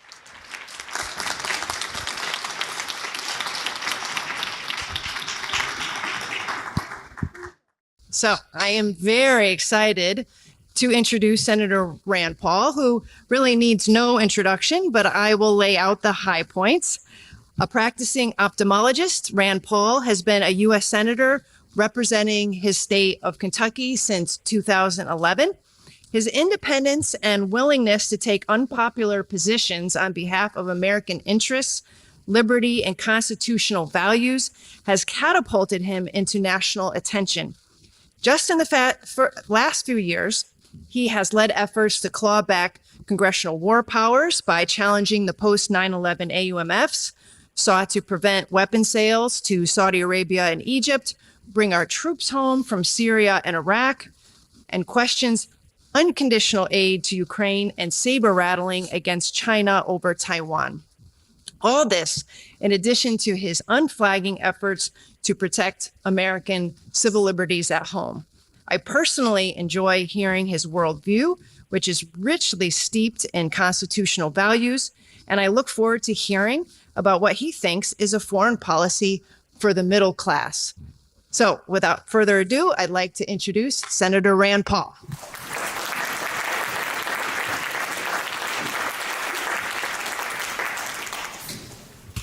Thank you, Kelly. Thank you, Quincy Institute and American Conservative for putting this on. I got to compete with food, so I don't know how well I'll do with competing with lunch, but I know some people were wavering on whether to hear the speech or get their lunch. I saw everybody stay in line for lunch, so lunch is important. I was thinking about what to say today, and I was reminded of an interview I had one time. This has probably been 10, maybe 12 years ago, and this was on MSNBC, which I don't do very often anymore. This is back before Trump and before people became deranged by Trump and before people could think of nothing else and their heads exploded and you couldn't have a reasonable interview anymore on these channels. But this was an interview with Chris Matthews. I actually kind of liked Chris Matthews. We weren't from the same wavelength on a lot of things, but I enjoyed being interviewed by him, and I thought he was a fair interviewer. And at one point, we got to talking about Hillary Clinton, and he had worked for the Clintons. And I said, well, she's just a neocon. I don't think she's much different than George W. Bush. And he was a little bit aghast, but, he didn't really argue that much. And he asked, why do you think that? And I said, well, she supported the Iraq war, like many Democrats, but she's from that wing of the party that basically thinks that we should use our military might, that we should intervene, and somehow it's going to be for good around the world. Then she claims to have learned a lesson, but then as time went on, when she had the ability and power in the Obama administration, she took us into Libya. They went into Libya without a thought. And the result was sort of the same. And you can ask this question, after the Iraq war, was the Middle East more or less stable? Was Iran more or less checked in their behavior by an oppositional force next to them? You can ask the same about Libya. After, toppling Gaddafi and we get rid of the dictator, was Libya better off or worse off? Was the Middle East more or less stable at that point? And I think on every question, even today you ask people and they're worried about, arms trafficking and terrorism in the sub-Sahara. They say, well, yes, because they're still coming out of Libya. It's still a mess. And all the arms that went into Libya and all the arms that Gaddafi had accumulated over time are still traveling out throughout the Middle East. So the idea that we can intervene and make the world safe for democracy and we can make the world look like us, just practically in reality hasn't really worked. And yet the foreign policy seems to still be the same. There are those of us here, but the people who run this place, the people who, run the political parties, the presidential candidates, there just doesn't seem to be a lot of difference. You look at the Senate Foreign Relations Committee that I'm on. Really, the only difference between the Democrat chairman and the Republican minority, the ranking Republican, is degree of bellicosity, degree of hyperbolic rhetoric. But on policy, they're essentially the same. Unlimited arms for Ukraine, rattling the sabers for China.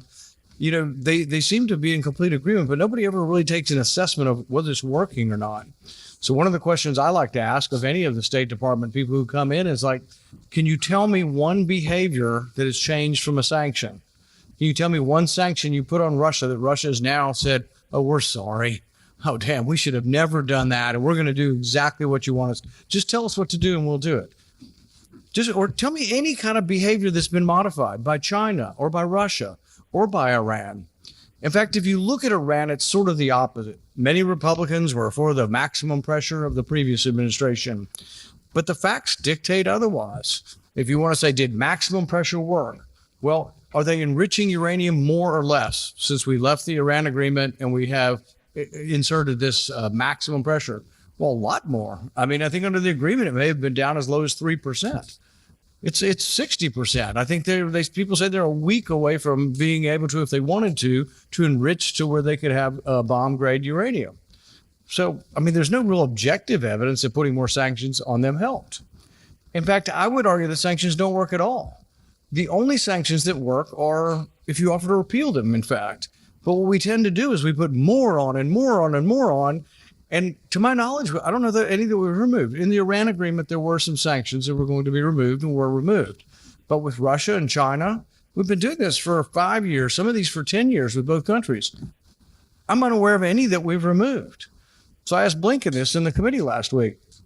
I said, you guys are great with the stick. You guys went over there and, he dressed him up and down, and it was reported how sort of startling the contrast was of a Secretary of State in a foreign country, really reading China the Riot Act.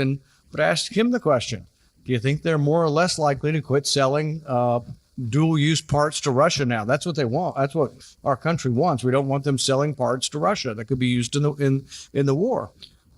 But do you think dressing them down, do you think yelling, scolding them and telling them they shouldn't subsidize these industries and they shouldn't do this, do you think that somehow they're just going to say, oh, we're sorry? Now that you've told us, and now that you've yelled at us in an embarrassing way at our Capitol, we're sorry. We're just going to quit selling arms to Russia, or arms parts. They're not literally selling arms. But the thing is there is another alternative, and it's called diplomacy. Another word is called quid pro quo, but you're not supposed to have quid pro quo anymore. But that's what diplomacy is about. If someone doesn't like you and you don't like them, you won't do it because you dislike me. And we have an adversarial relationship. I have to give you something, and you give me something. It is a trade. And one of the bizarre moments in the impeachment process over Trump was they said it was a quid pro quo. He wanted an investigation of the Biden corruption over there, or they wouldn't get their foreign aid. But the hilarious thing that wasn't reported very much is 4 senators, all Democrats, sent a letter at the same time. And they said, we'll withhold your aid if you do investigate the Biden family. So both sides wanted to condition the aid on something they wanted. But the bigger, broader question, and people ask me this all the time, and I don't care which country it is, whether it's a friend or a foe, should aid be conditional? Well, of course it should be. All aid should be conditional. Should there be a bare minimum standard? Absolutely, there should be a bare minimum standard. Maybe you don't put blindfold over people and shock their genitals, or capture 15-year-olds for texting that they want to have show up at a protest of the government. These are the countries we give money to. Egypt, look what Egypt does to young people in Egypt, to anybody that protests in Egypt, to Christians in Egypt, to any kind of minority in Egypt. Or, look what Shia countries do to minority Sunnis, or what Sunni countries do to minority Shias. There's a lot of bad stuff that goes on. I'm not saying we can make it perfect, but maybe we should have some conditions on who we give money to. Patrick Leahy had an op-ed yesterday in the Washington Post. I don't know if anybody saw it, but it was on the Leahy amendments or whatever. And they were put in such that if there's been a coup in a country and it's not a democratically elected country, the foreign aid's supposed to end. And I think it was great. It was the idea of introducing at least some bare minimum of conditionality to our money. And but it's never used. It's completely ignored. And look, Egypt is a military coup. Niger is now a military coup. There's half a dozen sub-Saharan countries that are military coups now. In fact, of the 11, I think, military coups in sub-Saharan Africa in the last 5 years, almost all of them were trained in democracy in Washington, D.C. They came here. We paid to bring them here. The most recent general that took over had his democracy training here. I guess we should have sent him to CNN also. If he'd been to CNN for democracy training and to our military camp here, maybe he'd been a better Democrat. But he decided to go home and just take over power. But we built a $100 million base. So we have a $100 million base in Niger. And right now, you talk about ignominious, you talk about shameful. Our soldiers are sharing the base with the Russians. And when we leave, the Russians are going to get the whole base. We built a nice drone base. We have all this, housing, equipment, runways, and the Russians are going to get it when we leave. But the Nigerians say it's sort of an arrogance that we tell them what to do all the time, and we tell them what they can do, and we don't ever listen. And I think that's part of the problem with our foreign policy is you have to listen. You don't have to agree with your enemies. You don't have to agree with your adversaries, but you have to listen. I was in a committee hearing one time, and a Republican on the Senate Foreign Relations Committee says, I don't care what Tehran thinks. We do this. I don't care what they think. You don't have to agree with what they think. They're our adversary. But you have to know what they think, and you have to know why they're doing things. If you want to change their behavior, you have to understand what motivates their behavior. Unless you're just going to defeat everyone. Unless there's just going to be unconditional surrender. See, we live in a post-World War II era where the people were brought up on a lot of nonsense, frankly, that war will always end in unconditional surrender. I think World War II is more the exception than the rule. And it did. Germany surrendered unconditionally, and so did Japan. But I don't think that's going to happen in the Ukraine-Russian war. I don't think anybody thinks unconditional surrender is going to happen on either side. And in fact, I think the most likely outcome from talking to people and people telling me what they think is that it's going to be more like Korea than anything else. It's going to be a peace in place, not good. Both sides will still claim their territory, and they may just sit in opposition to each other, and maybe it gets to a ceasefire at some point. But if you were going to think about this diplomatically, would you have your chief diplomat, Anthony Blinken, go around the world and strut around the room saying, but absolutely, the one thing we will never do is put on the table that Ukraine would be a neutral country. That will never be observed, and there's no possibility anybody wants to be in NATO, including Montenegro, Burma, whoever else. I mean, everybody can be in NATO. But we're never going to offer that someone might not be in NATO and that would be military online in exchange for something. I would say, why in the world will we not play the bluff on the Russians and say, or the Ukrainians would say, we'll agree to be a neutral nation if your troops will leave.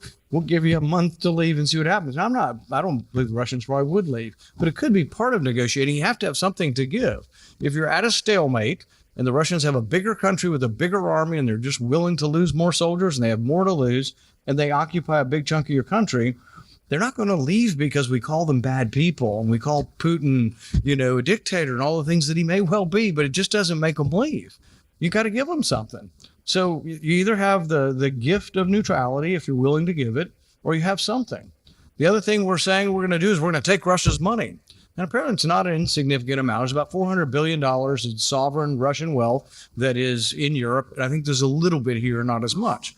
So we claim we're going to take it. We might have the ability to take it. I mean, we have amazing controls over the banking system. But at the same time, if we take it, do you think Russia's just going to crumble? You know what Russia has said they'll do? They'll confiscate not sovereign wealth, because we don't have a lot of sovereign wealth in Russia. They'll confiscate all the private wealth of American companies. They claim there's about $400 billion worth of private wealth in Russia. So we'll take their sovereign wealth and they'll take all of the private wealth that's over there. I don't think it gets us more towards a solution. Now, if you thought you were going to negotiate with the Russians and you thought someone somewhere believed in some kind of remnant of diplomacy, you might say, we will take your money unless you negotiate. You might say that this is a threat actually a threat of sanctions, a threat of a tariff, a threat of taking someone's money, has the ability maybe to bring someone to the table, and then you trade that. But once you do it, it's almost impossible to go backwards. So, for example, we probably have the ability to take Russia's $400 billion. So then let's say 20 years from now, there's peace and the Russians want their money back. What will happen is all of the reactionaries will look at that and say, oh, you're giving U.S. money to Russia and you're giving money in aid to the enemy, because that's what they say about Iran right now. When Iran, this is before they ended up holding back this money, but Iran had made an oil deal with South Korea. South Korea paid them for oil. They used the oil, they bought it, but then we confiscated the money.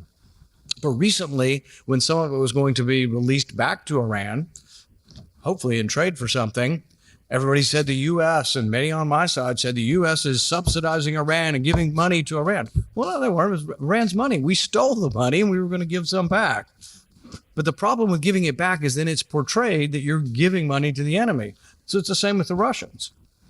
We take their $400 billion. Don't you think that anybody that chooses to give it back, even if it's in exchange for something, is going to be accused of an appeaser? You're Chamberlain, you're an appeaser, you're giving the enemy money. But you have to give something. You either conquer people, defeat them and kill them, or you have to trade. And I guess that's sort of the realism that I think sometimes can't be escaped. I don't think people are going to escape that the Ukraine war is going to end in a stalemate. I don't think they can escape that we're broke. But there are people, Mitch McConnell and others, who want to harangue, and the last dying gasp, they're going to support Ukraine and they're going to support internationalism. They're going to support giving our money away and call people like me an isolationist. But the idea, and some of these ideas of our founding fathers, that we'd have commerce with all and alliances with none, doesn't mean you retreat within a fortress, an iron fortress, and you don't go anywhere. Commerce with all is a big deal. That means we're going to have trade with all. What are the McConnells of this world and those beating the drums with China want to do? They want to end trade with China. big trading partner with a lot of stuff. And I'm not here to say the Chinese government's a great government. I wrote a whole book talking about how they obscured the fact that they, in all likelihood, knew about the virus coming from a lab.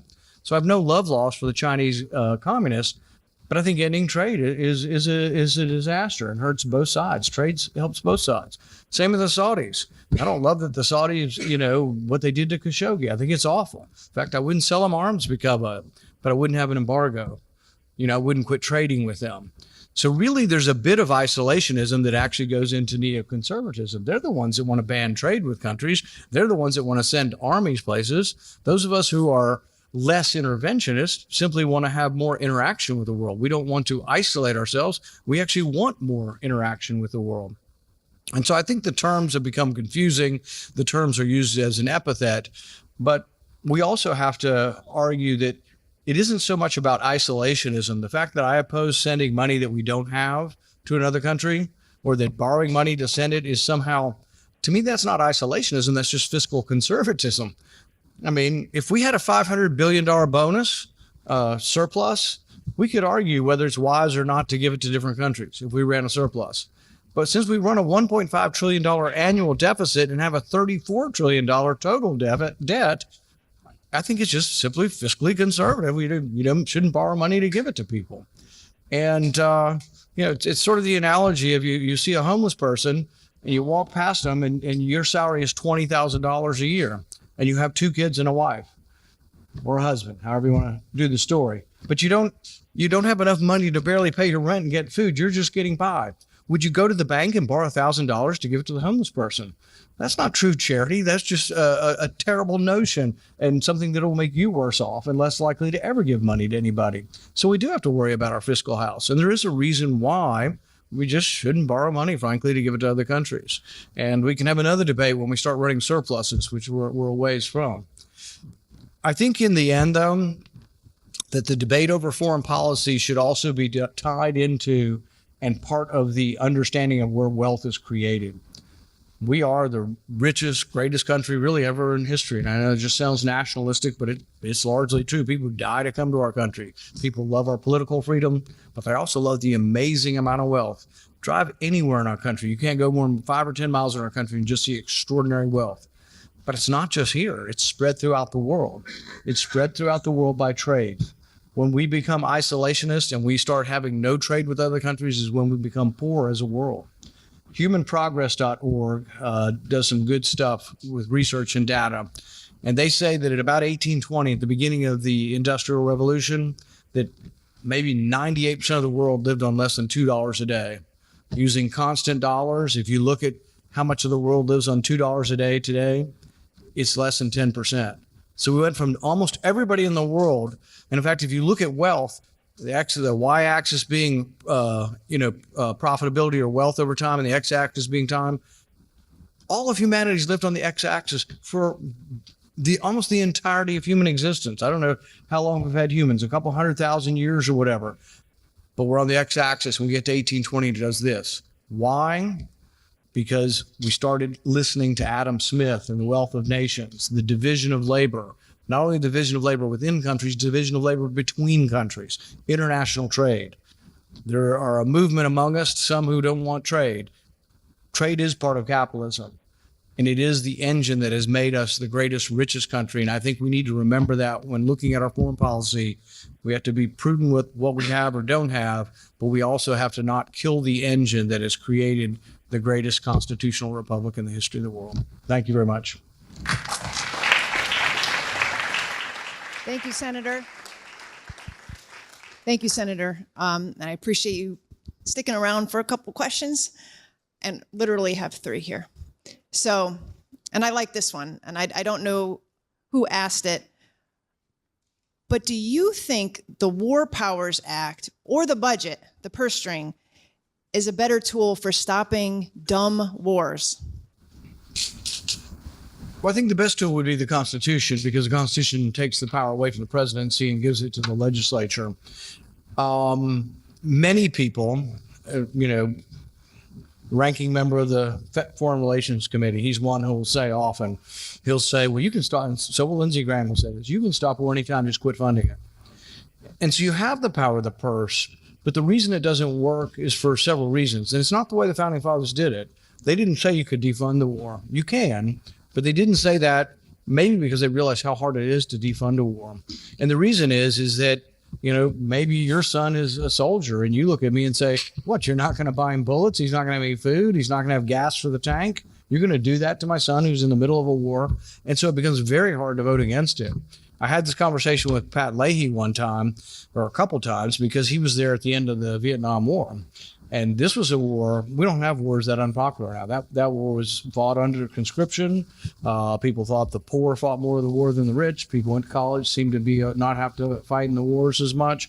And when you looked at that and people said, could we end that war? It was very unpopular, protests and everything. We still couldn't get the votes. And he said finally there was a vote. I think it was in 1975 in one Senate committee. But I don't think there was ever a full Senate vote to defund that war, which is why we've had some remarkable votes here recently. They haven't been active wars, but we tried to end the Iraq War, which has been over for 20 years, and we actually were able to muster a majority to do that. We tried to defund a couple of different wars, and we actually won some of them that were vetoed by the president. But the funding mechanism doesn't work because of the emotions and because it's just too late. I mean, you want to start the war before you get in, have 500,000 dead and have people serving in overseas. So, and the War Powers Act, it's never really interpreted the way it's supposed to. Nobody ever reads it. And in it actually defines, I think, 3 different ways you can go to war. It says you can declare war like the Constitution says. You can authorize a war. And what's the other one? And maybe an immediate defense of the country or something. So how would Libya qualify? It's none of those things. We never voted to authorize it. It is, we're not, they aren't attacking us. They're having their own internal squabble. People report it. When you see it reported in the news, they'll say, oh, the War Powers Act tells the president he has to, within 60 days, tell us why he's fighting a war. It doesn't really say that. It's contingent upon the first 3 getting to the reporting requirement. So the reporting requirement is a secondary requirement. That's all they ever report. No one ever reports that, Senator so-and-so says they haven't adhered to the first part of the War Powers Act, which is really adhering to the Constitution. And our founding fathers discussed this, and we had divisions among the founding fathers, but on this, they were unanimous that the people should vote on it. It was to make war less likely.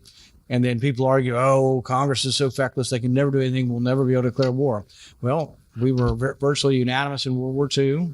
We were virtually unanimous after 9/11. So I think people, Congress will do things when we're attacked, but maybe we'd be in less wars like maybe the Iraq War or the Libyan War, or some of the things we probably shouldn't be involved with. Well, let me ask you a quick question on that. For those other wars like Yemen and Libya, ongoing operations in Somalia, do you find among your colleagues that they would rather not cast a vote on any of these things, like push for the War Powers Act, because they would rather have the executive handle this because they don't want to be on the record either way of making a bold statement on war? Probably. And that is one argument that, well, if we do it for the president, I don't have to go home and say I was for or against the war. I said the president did it. And so some of it's that. Some of them think the president can maybe handle it better. But I think that's part of some of the answer of turfing it is sort of the responsibility over not having to accept responsibility. Right. Okay, our next one is, can you discuss Congress's current feelings towards Cuba? This is something we don't talk about too often, but is normalization on the table? The Castros are gone, right? One's dead. They're both dead now. So is the brother dead? Does anybody know? He's still alive? Still alive. But he's not really in charge so much. But I mean, the Communist Party still is in charge. I've always thought that you have a better chance if you're not going to actually go to war with a country of defeating them with trade than embargoes. And so I think you're better chance of, and people won't like that, but most of the Cuban population doesn't like that idea. But then some of the younger Cubans have begun to have a different idea on this. And I think that the problem is it doesn't always work. I mean, everybody said with China, we'd open up and with economic freedom comes political freedom, and it really didn't happen that way. No, it is arguable, and people this debate is a difficult one, but are they arguably politically more free than they were under Mao? Probably. I mean, still bad things happened. Tiananmen Square was a bad thing, the repression they have now. But you might argue they do have more freedom. They've got it's just been incremental and hadn't been as great as we'd hoped. But with Cuba being so close, with international trade and tourism, I think that that's a better way than the embargo. The embargo didn't work that well. What do you think? I know this is going to be a thorny issue, and you only got a minute or two.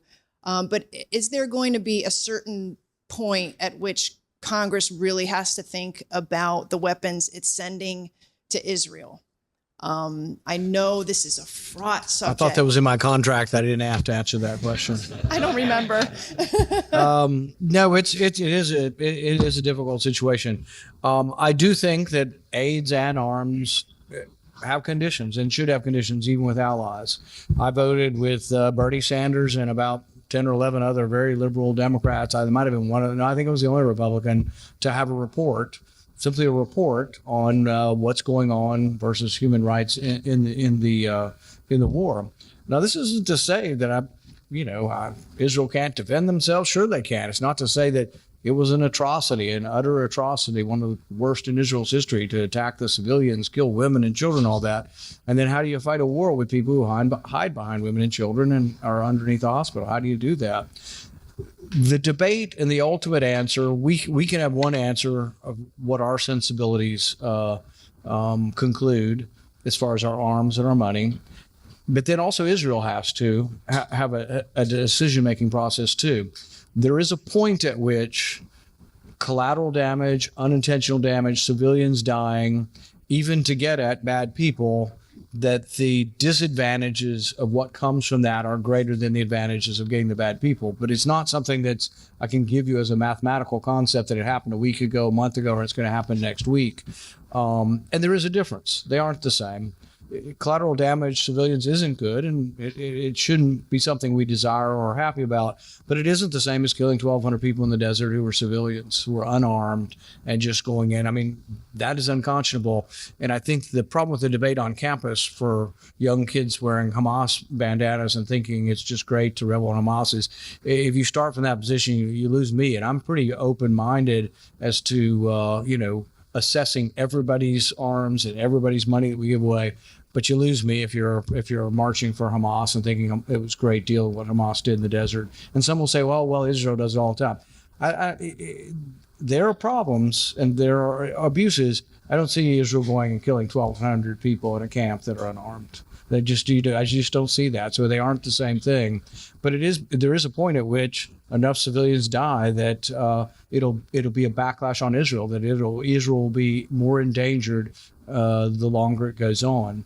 I was there in 2013 and I met with Netanyahu, and I suggested to him at that time that he build a port in Gaza with those who live there, and that they have a long period, 20 years, 50 years of joint security, whereas you came into the port, there'd be uniformed Israeli soldiers and uniformed whoever the people are from Gaza. The problem was Hamas was already in charge in 2013. They didn't want to negotiate. And Netanyahu was a little bit offhand. I have a port in Israel. And it's like, so, I mean, yeah, but it isn't a long-term solution. You have utter devastation now. What you really would hope for is not so much, did Israel do too much or too little, but if there is a next step, can you convince the Arab nations to come in with their great wealth and help rebuild Gaza? Could you have a permanent port built as part of this? I ask our State Department people, is there anybody in Gaza you could negotiate with? Are there others, or people like a Chamber of Commerce, like successful businessmen and women who think maybe it was wrong that Hamas went and killed 1,200 people and they're willing to sort of be a new government? But all these things are easier said than done, and really the Israelis feel like there's still people there that were involved with the attacks. It isn't an easy answer. Do you worry about the U.S., including our troops, getting sucked in to some sort of conflagration as the longer this goes on in Israel and in the way it's going on? I worry about our troops everywhere throughout the Middle East being drug into things. I think not enough is being said or written about how militarily it is a terrible strategy to put 200 soldiers somewhere. Reagan recognized this with the bombing of the Beirut barracks. But we have probably 8 different locations in Syria with about 200 people in each one of them, 200 soldiers. You do not fight a war with 200 soldiers. It's a ridiculous notion from a strategic point of view. And they become, when Iran fires off all their response, they don't fire them off at New York because technologically they probably can't reach New York, and let's hope that stays that way. But they can reach all those little tiny bases, and they can inflict harm. And it's a much better prize to kill an American than to kill any other person, because they see us as this symbol of everything they're against. But I don't think it is that useful to us to be everywhere throughout the Middle East, particularly these small encampments. And I think that has the danger of drawing us in. Thank you very much. Thank you. Appreciate your time. Thank you. We'll be back in a few minutes. 1:45 is our next panel. Thank you. So that was great with Senator Paul. Now I am happy to be moderating our afternoon discussion, Competing with China while Avoiding Military Confrontation. I have a wonderful panel here, some truly thoughtful individuals who come from different backgrounds and vantage points on the issue of U.S.-China relations. While they agree on one thing, I believe, that the U.S. should be leery of provoking a military war with China, they may agree much less on whether the U.S. should act more aggressively against China in protecting American interests on the trade and economic front. Now, we know that the United States has gone through a number of economic convulsions over the last 20 years in which the promises of neoliberal policies and globalization have fallen flat and also left much of the world behind. These convulsions have triggered populist movements and fierce criticisms, not only of multinational corporations and Wall Street, but of America's peer competitors, namely China. This came to an apex when Donald Trump's trade war on China, with his trade war on China. Biden, for his part, has left most of Trump's measures in place. Running tandem to this is the military competition, which, depending on how you look at it, concerns protection of Taiwan and building deterrence with U.S. allies against the Chinese hegemon, or aggressive U.S. primacy and bloc building that is forcing China to hunker down and behave more militaristically in its own neighborhood. Now, we might not solve that military question here today, but what we're going to talk about is how to navigate the economic part without setting off military tripwires. So let me introduce my panelists. Sagar and JD, in the middle here, is co-host along with Crystal Ball of the #1 political podcast, Breaking Points, which I believe just commemorated its 3-year anniversary. Yes, that's right. Awesome. Before that, he and Crystal co-hosted the podcast Rising for the Hill.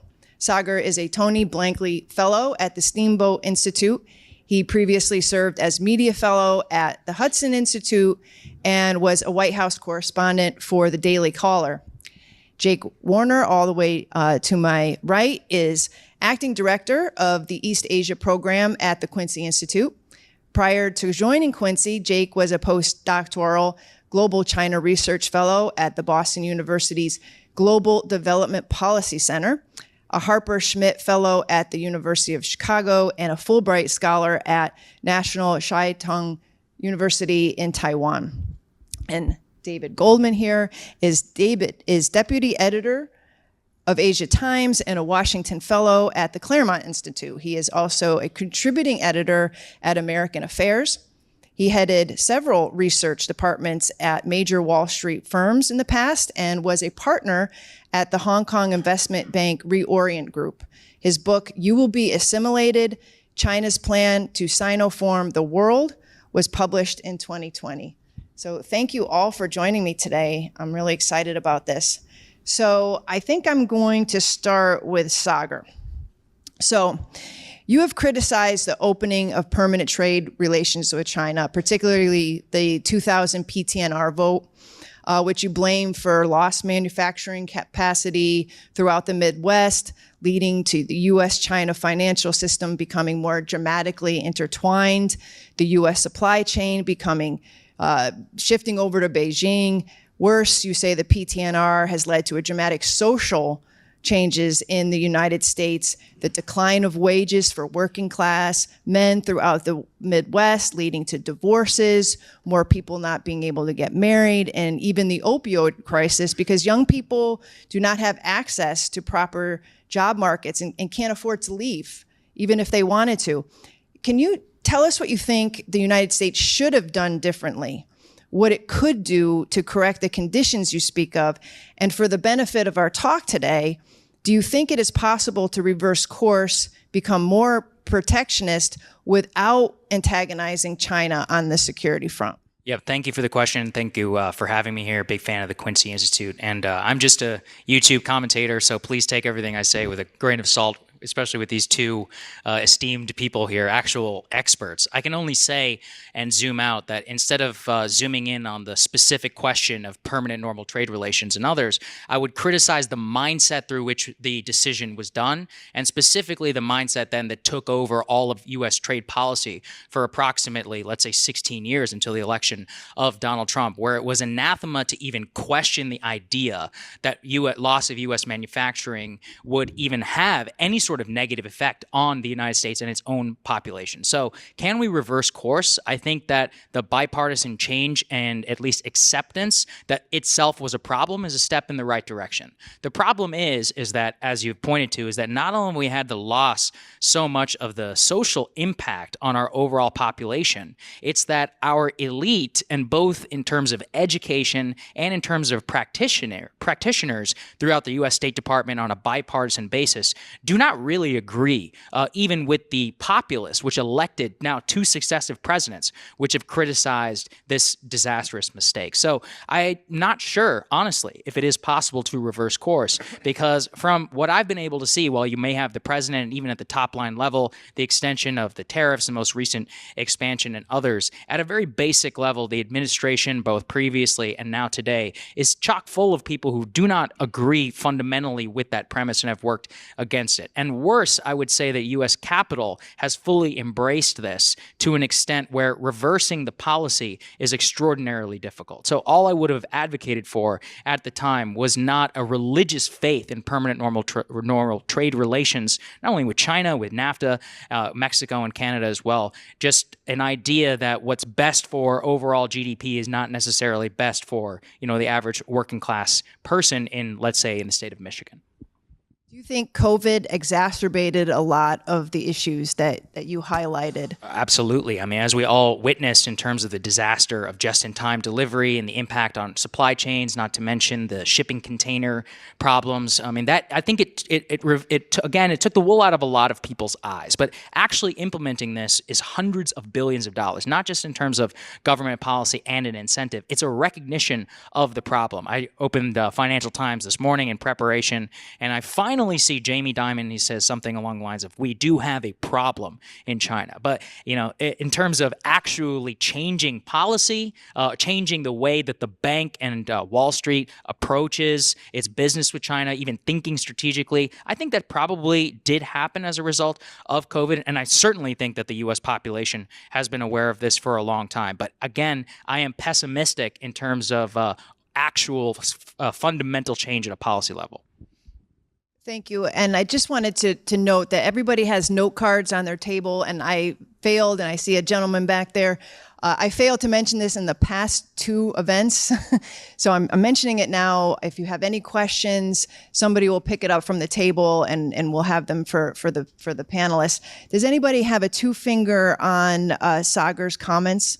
Okay, I'm going to basically extend that and ask you a question, David. You wrote a book in 2019 entitled "You Will Be Assimilated: China's Plan to Sinoform the World." You say they want to have everybody in the world pay rent to the Chinese empire. You said in an interview when your book came out, they want to control the key technologies, the finance, the logistics, and make everyone dependent on them. Basically make everyone else a tenant farmer. America is on track to become poor, dependent, and vulnerable unless we revive the American genius for innovation. What do you think about what Sagar just said, the problems that he invoked, and do you still believe that way? You wrote the book before some major events in the world, COVID, the wars abroad. Kelly, the biggest single economic fact in the world is a globally aging population and a rapidly aging population in the industrial world. And it will be rapidly aging in India, Latin America, and elsewhere. The scarcest resource in the world is young people who can read a manual and get trained and work in a factory. China 15 years ago, looking at its own demographics, determined that it wanted to essentially annex the young people of the global south, particularly in Asia, Latin America, where you have a reasonably disciplined workforce and the ability to introduce infrastructure, and make them part of the Chinese economy. They've accomplished that. They did that first by using digital broadband infrastructure as the thin end of the wedge. That's Huawei and ZTE, which are the dominant players in telecom infrastructure, particularly in the global south. They did that through the Belt and Road Initiative, which built a lot of physical infrastructure. There have been many failures in that project, and the American press tends to play up the failure, debt trap, diplomacy, cathedrals in the desert, and so forth. But during the past 10 years, there's been virtually no change in Chinese exports to developed markets, US, Japan, Europe, Australia. But in the last 5 years, their exports to the global south have doubled. And that's an astonishingly big achievement. Now, a lot of the exports that they do to the global south are re-exported to the US. We put tariffs on Chinese goods, but Chinese build plants in Indonesia, Vietnam, Mexico, and so forth, sell components and capital goods to these countries, and we buy from them. So despite the best efforts of Donald Trump, who is completely sincere in his concern about this, we are more dependent on Chinese imports and more globalized now than ever before. And the key to this, the key to solving this is rebuilding American industry, seizing the heights, getting the high tech. But that's exactly what the Chinese set out to do. You look at their subsidies, they're very targeted. First, they got solar panels. Secondly, electric vehicles, where they're certainly the dominant player right now. They're working on low-end semiconductors, and they'll use that as a springboard for high-end semiconductors. And the Chinese have probably, and of course telecom infrastructure, the Chinese have done more in terms of applications of AI to manufacturing than we did. One of the insane things about destroying a manufacturing base is if you don't have it, you can't innovate with it because you don't have the people to do the innovation. So I think the key to all of this is a domestic industrial policy. I don't mean necessarily handing out checks to every industry that knocks on the door. That's just rent seeking.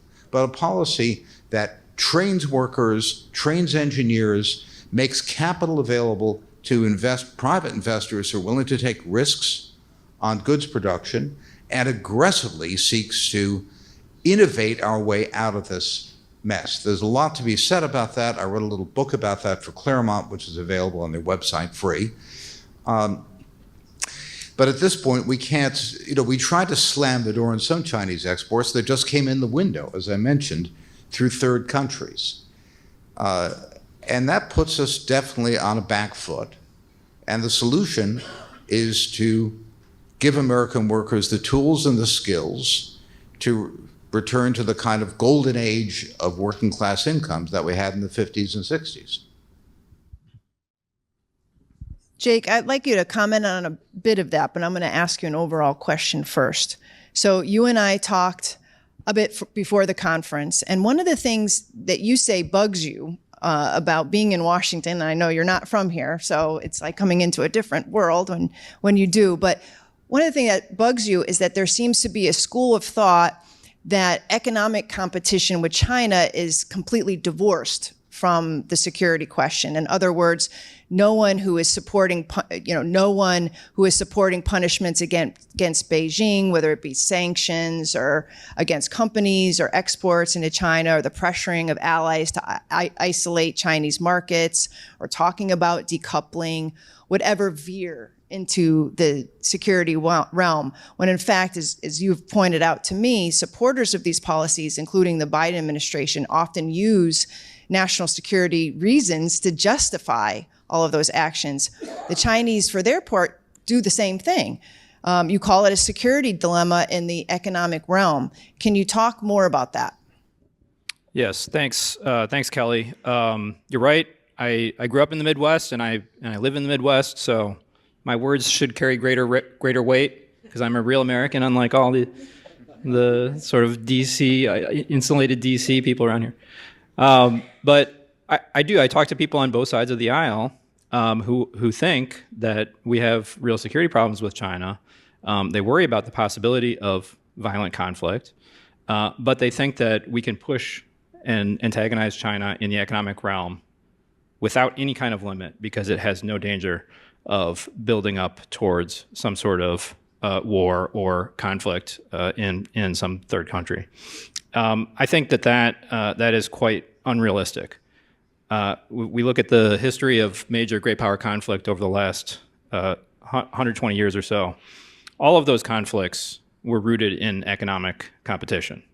World War I came out of a competition over which country could dominate markets and raw materials in the colonized world. The conflict between Japan and the United States that led to Pearl Harbor, that ultimately came out of a question of who would be able to dominate commerce in China. And of course, the Cold War was also really fundamentally about who would dominate the industrial capacity of Western Europe and Japan. So we see historically that economic tensions build into security conflict, the most disastrous global conflicts of the last century. And we see that happening now in the U.S.-China relationship. There is what is thought on both sides to be a zero-sum question over who is going to dominate the high-value sectors in high-technology industries, who is going to dominate the export markets for those goods, and who will be able to dominate the sourcing of the raw materials that are necessary to produce those goods. So increasingly, we're seeing the two sides in a sort of escalatory arms race in the economic realm. So I actually agree with what my co-panelists have said quite a bit, actually. The issue is rather that I think we need to take into account the very real danger that even as we need to attend to the core economic problems in the United States, we also need to figure out a modus vivendi with China so that this doesn't spin out of control into the kind of global conflicts that we've seen historically. And how do you do that? Of course, in capitalism, economic competition is a fact of everyday life. It doesn't always spin out into a world war. That only happens every couple decades or so.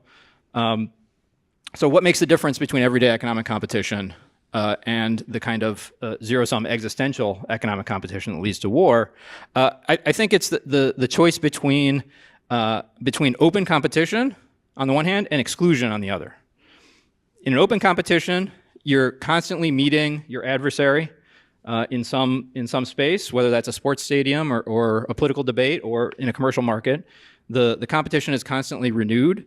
There's possibilities for the other side, even if they lose this game, to come back and win the next one. It's an ongoing connection between the two competitors. And exclusion is quite different than that. That is severing the connection between the two sides, making sure that there is no competition. Right now in DC, everything that we do that antagonizes China, we call competition. But in reality, the vast majority of these things are exclusion. They're actually cutting off competition, whether that's preventing Chinese businesses from buying advanced semiconductors, cutting Chinese businesses out of the American market, making it illegal for Chinese citizens to purchase land in the United States, blocking the Chinese construction of undersea cables. These are really core vital interests that the United States wants to do these things precisely for the same reason that China thinks that they're core vital interests. And when you pursue exclusion around core vital interests, that is incredibly provocative, violently provocative. If it's in some realm that China isn't interested in and can just sort of like move its efforts elsewhere, fine, that's not a big deal. If it gets to vital interests, then China is going to respond in kind, and we're already seeing that kind of escalatory spiral in the economic realm. So I don't dispute the problems that Sagar and David have raised. I think they require very serious attention. But as part of our thinking through those things, we also have to find a way to accommodate the desire to grow and to improve the prospects of the people of both China and the United States. There's an old joke about the Austro-Hungarian Empire that it was a tyranny tempered by incompetence. And I think the same can be said about American technology policy towards China. We certainly impose serious costs on China, but when President Trump, I believe in April of 2019, put a ban on higher-end chips to Huawei, most American analysts said that will finish off China's 5G program. They won't be able to roll it out without the higher-end chips. Well, 6 years later, China has 3.8 million 5G base stations, and we have 100,000. And their 5G is real 5G. It's about 3 or 4 times as fast as ours. And that's having a big effect in their industry. They've managed to work around it with lower-end chips. Huawei virtually shut down its handset business because you need the faster chips to run 5G. But then last September, they demonstrated that they could produce domestically with the technology they had higher-end chips that were good enough to run a 5G smartphone, and they could kick the stuffing out of Apple in the Chinese market. So we have not really stopped the Chinese from proceeding with their plan. We've imposed substantial costs on them. My guess is maybe even 0.5% of GDP per year. It's a big cost, but they're willing to pay it. The chief technology officer of Huawei told me in an interview a year ago, you don't understand the Chinese. The guy's an Australian. That if we have a problem, we'll put 1,000 engineers on it. And if that doesn't do it, we'll put 10,000 engineers on it. And China graduates more engineers than the whole rest of the world combined. So they've got a lot of them. So whenever you put a specific problem in front of the Chinese, they'll attack it, and most of the time they'll solve it. Where we really shine, and the Chinese don't, is in the unknown unknowns, in innovation. It's the kind of maverick, eccentric, antinomian, problem with authority rebel that did most of the great innovations of the digital age in the United States. So I'm convinced that if we pick our spots and we put the resources behind innovation the way we used to during the Cold War, we'll leapfrog China in many areas. But it won't work to try to stay ahead of them or suppress them in every area. It's a matter of picking our spots and being excellent in really key areas. I would also say, I think just at a more philosophical level, what I find often a little bit frustrating with this discussion about exclusion is that we never seem to understand or acknowledge the exclusion on the other side. Try being an American citizen and buying land inside of China near a Chinese military base. Try being an American company that doesn't have to give, 51% or whatever ownership over to a CCP-controlled entity inside of China with a vast transfer of IP. So I'm a very strong believer also in competition, but in competition, as you said, comparing to sports stadiums or any sort of competition here in the U.S., we would understand it's rooted fundamentally in the game of fairness. And so if we think back to the very basics of reciprocal trade, reciprocity comes back to the idea that if you're going to exclude something, or U.S. companies or U.S. Freedom of action, U.S. citizen business and others that can't compete on a fair level inside of your country, then we can't necessarily allow that here in the U.S. Now, the common argument is like, why would we behave like them? It's not from an authoritarian impulse. It just comes back to a basic market fairness, as David referenced previously about the ability to transship Chinese goods to U.S. markets in order to evade tariffs and/or sanctions. A lot of that is done, specifically to go around reciprocity and internationally recognized trade rules. So if we were in an open and a free competition, I would totally agree with you. But because we have a state entity that actively suppresses U.S. Ability to compete both in that country and specifically, as David is acknowledging, targeting manufacturing innovation dedicated to state resources resources and then directing their so-called free market directly towards those particular industries to then compete against private U.S. markets, we find ourselves at a fundamental disadvantage. Jake, what do you think about that? I mean, is there something to be said of not concentrating so much on the U.S. excluding and punishing and isolating the Chinese if they're doing the same thing to us? How are we supposed to react then?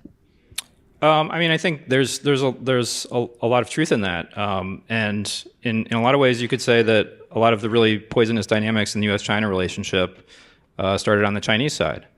So I think it would be helpful for us to recognize how damaging we feel that kind of exclusion was when it was directed at us, and understand that if our response is simply to do the same thing back, it's going to be equally damaging. It's going to be felt equally to be insulting and unfair on the other side. So so like you mentioned, this is a security dilemma in the economic realm.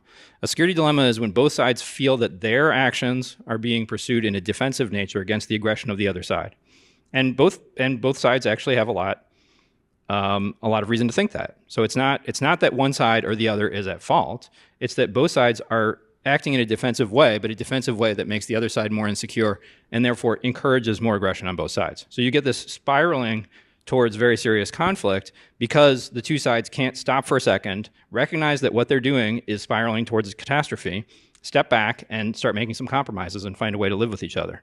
So I think that these kinds of restrictions placed on China, if that helps spur a set of negotiations that get us to that modus vivendi, that's great. I'm completely in favor of that. And maybe we couldn't have got to that modus vivendi if we didn't engage in these kinds of restrictions on China. I see no evidence that we're going that direction. We're not imposing these restrictions in the hope of moving China into a set of discussions about what the new rules of the global economy will be now that the old rules have failed. That's not what's happening. What's happening is that the United States is trying to cut China out of the strategically important parts of the global system, and that's not going to work. That's going to lead to conflict. Kelly, I think we should start from what's best for Americans, best for middle-class Americans, and work backwards. It's fine to say trade destroyed a lot of American jobs. There's no question about it. But to what extent is that process easily reversible? We've got 600,000 manufacturing jobs advertised right now, and about the same amount of construction jobs, skilled jobs. We can't fill them. We've got schools that don't teach kids basic math. My dad got his first job at the Brooklyn Navy Yard in 1941. He worked on the Marblehead after it got chewed up in the Leyte Gulf. And he got a good education in math at Brooklyn public schools. And he was qualified to start as a machinist apprentice. If you look at what you need to start as a machinist apprentice now, well, it's proficient trigonometry, for example, coordinate geometry. Fewer than a quarter of American high school kids are proficient in high school math. So a kid with good high school math can walk out of high school and get a $50,000 a year job right now. They're there, but we're not training these kids because we've destroyed our educational system. We are so dependent on imports, particularly for capital goods, that we're like a junkie who's so weakened that if you put him on cold turkey, you kill him. I'm not talking about just the cranes at ports. Virtually every switch, capacitor, piece of electrical equipment that goes into utilities comes from China right now. We just stopped making them. Do you want to hand out subsidies for people to make capacitors right now? So there's just situations where, fine, we accept the goods from China, and other places where we kick them out. I'm all for tariffs on autos, particularly EVs. Donald Trump's exactly right. It would be a bloodbath if we let the Chinese manufacturers dump stuff on us. But I also agree with Trump that allowing Chinese automakers to build plants in the United States and employ American workers is a good idea.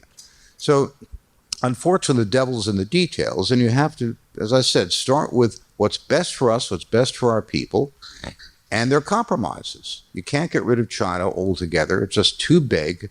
That problem's metastasized. But you can do a great deal to reduce our dependency and to leapfrog them. And it'll take time and a lot of effort in a lot of different areas. So David, and I was going to ask you about this, and you wrote about it, that Donald Trump made a point in his March campaign rally to build electric car companies here in the U.S. During the speech, he vowed to impose a 100% tariff on Chinese car imports, either direct that were coming directly from the mainland or from intermediaries like Mexico. But then he added, if they want to build a plant in Michigan and Ohio and South Carolina, they can, using American workers, they can. They can't send Chinese workers over here, which they sometimes do. But if they want to do that, we're welcome, right? Question mark. And you mentioned you think that would be a good idea. My question, I guess, is that you know that there's been a myriad number of proposals, legislation at both the state and federal level to keep Chinese nationals from buying land here in the U.S. based on security reasons, not just trade and labor concerns. Can you talk about this conflation of economic and security threats and whether that conflation is hurting the ability to compete effectively with Beijing? No Chinese company has thought about building an auto plant in the United States right now. The atmosphere is pretty poisonous. And I actually had a talk with the economics attaché of the Chinese embassy a couple of weeks ago. She said, well, what do you think we ought to do? I said, call up Donald Trump and say it's a great idea. You may or may not make money building auto plants here, but if you want to build goodwill for yourself and you think you can build good cars at a good price, why not? Take them up on it. The Chinese bought something like 0.2% of American farmland. There are these headlines, $4 billion of American farmland, or $2 billion, whatever it was. Farmland is worth trillions in the U.S., a tiny bit. So that's the last thing I'm worried about. I think we've got politicians who are terrified to take on the big issues because they're big issues, and if you're not scared, you're not paying attention. And they want to show quick and easy results. We zinged them, we zanged them, we got them there. And it's popular because people don't like the Chinese, maybe understandably, or maybe not, but that's a different issue. It's a popular thing to do. You have a lot of cheap successes touted by politicians in lieu of taking on the really difficult issues. Biggest issue, Senator Paul is exactly right. We're broke, $34 trillion worth of debt. How are we going to spend money on industrial subsidies when we're already broke? So that's a very good question. Back in 1983, when I was a very junior contract researcher for the National Security Council, Reagan was terrified we couldn't afford SDI. We hardly had any debt back then. And we concluded that high-tech research for SDI would pay for itself by civilian spinoffs, which of course it did. So these are tough issues, and I think there's a lot more smoke than fire, in short, to this farmland business. We don't like BYD or Geely Auto buying land for a plant. Let's just rent it to them. Somebody said tariffs in the audience. I was going to ask about that. So President Biden slapped new major tariffs on Chinese electrical vehicles, advanced batteries, solar cells, steel, aluminum, and medical equipment this month. He said that Chinese government subsidies ensure the nation's companies don't have to turn a profit, giving them an unfair advantage in global trade. Jake, what do you think of the tariffs? And do you think, is this the balanced approach that you are seeking in our relations with China? Yeah, I think there's two things to consider here. One is how the tariffs help improve the competitiveness of the U.S. economy. And the other is what damage it could do to the U.S.-China relationship that could build eventually to some kind of very serious conflict. I think that I support the tariffs. I think that the build out of the EV industry in the United States is far behind where China is right now. I do not support the destruction of the American auto industry. I think it's actually essential to the future of the American economy. So I think that we need to find a way to make sure that American automakers are competitive in the EV sector, and I think the tariffs are required to get there. The thing that I'm seeing missing from the tariffs is the entire rest of the strategy.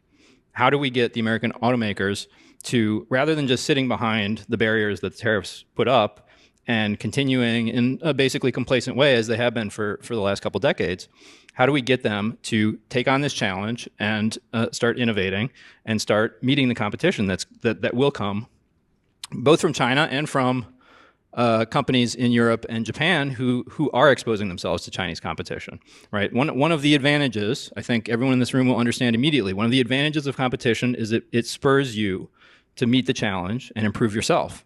If American companies are not being spurred in that way, what are they going to do? Are they going to be able to develop the kind of technology and the kind of marketing that will allow them to compete? I worry very much about that. I think actually the best solution would be to bring Chinese companies and produce in the United States, and then we should steal their IP. I am completely in favor of that. That's how China developed. I think that's actually the only way that capitalism diffuses technology, which means it's the best way to improve the wealth, creating capacity of the economy. If you bottle up technological IP in one country or one firm, that impoverishes the rest of the economy. That impoverishes other firms. So turnaround is fair play. We should invite the Chinese in, just as they invited American companies in. We should learn. American companies should hire the people who work there and learn the intellectual property and the know-how that comes with working at the cutting edge of the sector, and then use that to make American companies competitive. So it's that other side, the pro-competition, pro-innovation side of the strategy that's missing right now, and I'm not seeing it on offer, and it's precisely not on offer because we feel that touching the Chinese is poison. But if we want to advance ourselves, and if we want to avoid conflict, we have to maintain that connection with China and figure out a way to make it sustainable. Okay, one more question from me, and then I'm going to get to this pile of audience questions. Last year, amid escalating trade sanctions against Russia, U.S. Treasury Secretary Janet Yellen described how the war in Ukraine could create fundamental changes in the world economic order that prioritize security concerns over economic integration. Going forward, she said, quote, "It will be increasingly difficult to separate economic issues from national security."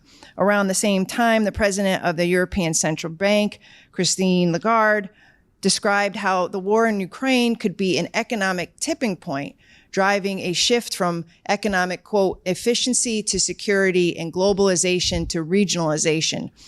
Amid the sanctions activity over the last 3 years against Russia, coupled with continuing maximum pressure sanctions against the Iranians and North Koreans, we have begun to see an alternative economic market take hold, one in which U.S. adversaries are working with each other, increasingly outside of the dollar, building great trade relations, finding alternative routes and pathways outside of what Washington would call the, quote, international order. I'd like to ask each of you, what could the kind of friendshoring, that's quote unquote, that the West seems to want look like when it collides with the axis of resistance on the other end?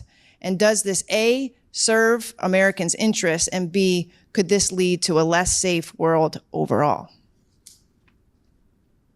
Me? Sure.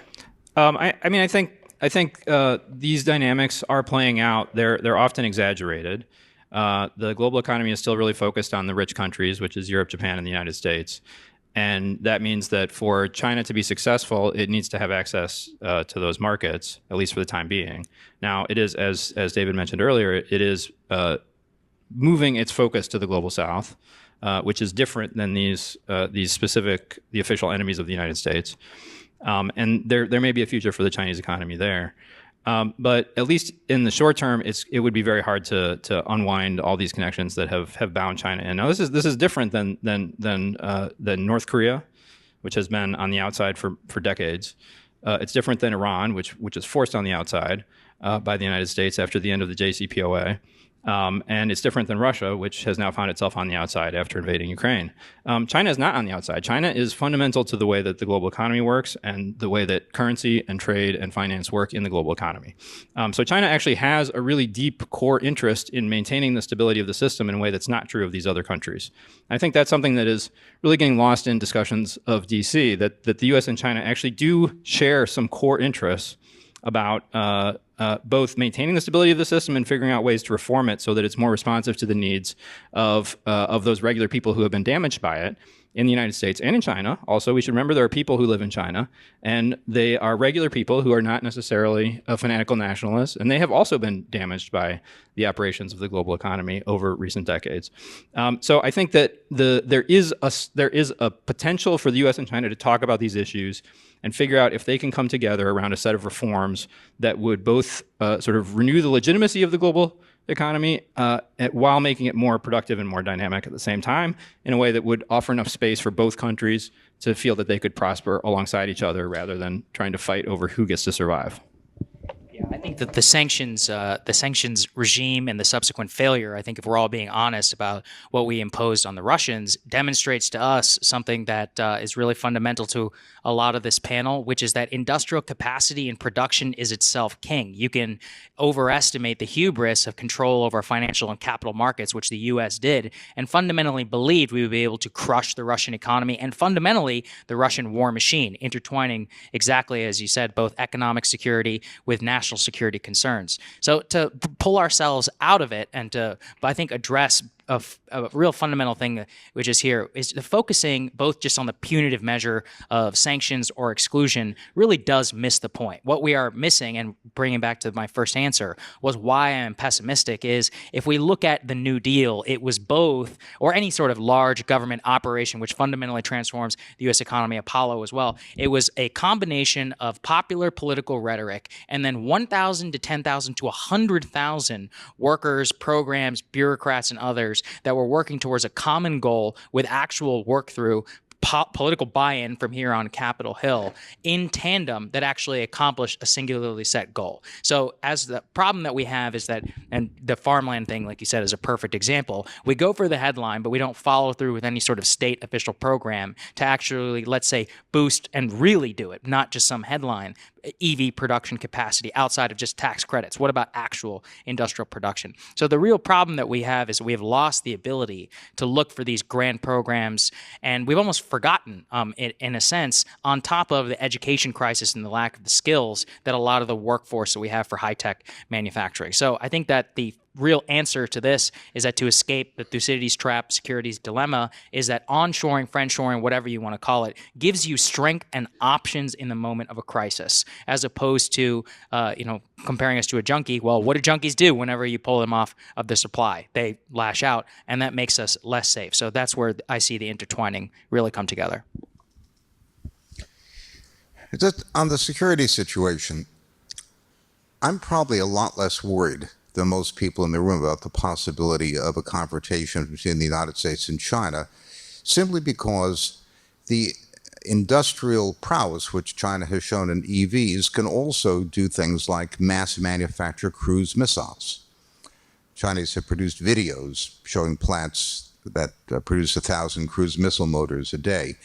And we know from the Pentagon estimates they have several thousand satellite-guided long-range or medium-range, that's 1,000 miles or more, surface-to-ship missiles, which means that anything sitting on the surface of the ocean is basically a sitting duck now. And they have an arbitrarily large number of cruise missiles, and they've got a home court advantage. A destroyer can easily intercept cruise missiles, but it can carry about 100 interceptors in its hold. The Chinese can shoot 100 interceptors at any arbitrary, 100 cruise missiles at any arbitrary ship they want. So I think the Pentagon knows very well that we're outgunned in the home theater of China, and they're not going to want to get into a confrontation of any kind. That's a perverse example of peace through strength. That's unfortunately Chinese strength. Regarding the negative consequences of sanctions, I agree with my colleagues here. This is the dumbest thing anyone did since Napoleon imposed the continental system against the British.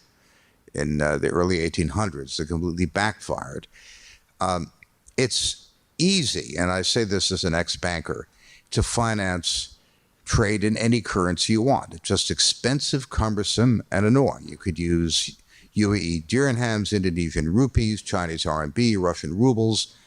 And if you're excluded from the dollar banking system, people will go to the extra expense of doing it. Normally, they wouldn't.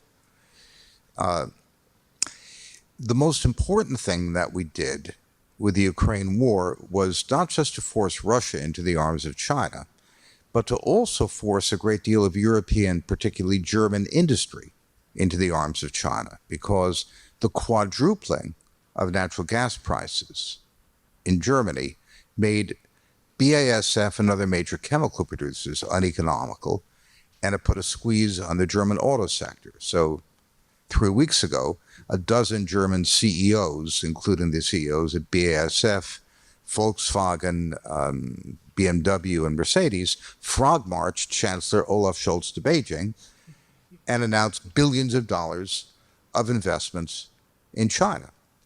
There's a near integration of the German auto sector now with the Chinese auto industry. And BASF now has more employees in China than it does in Germany.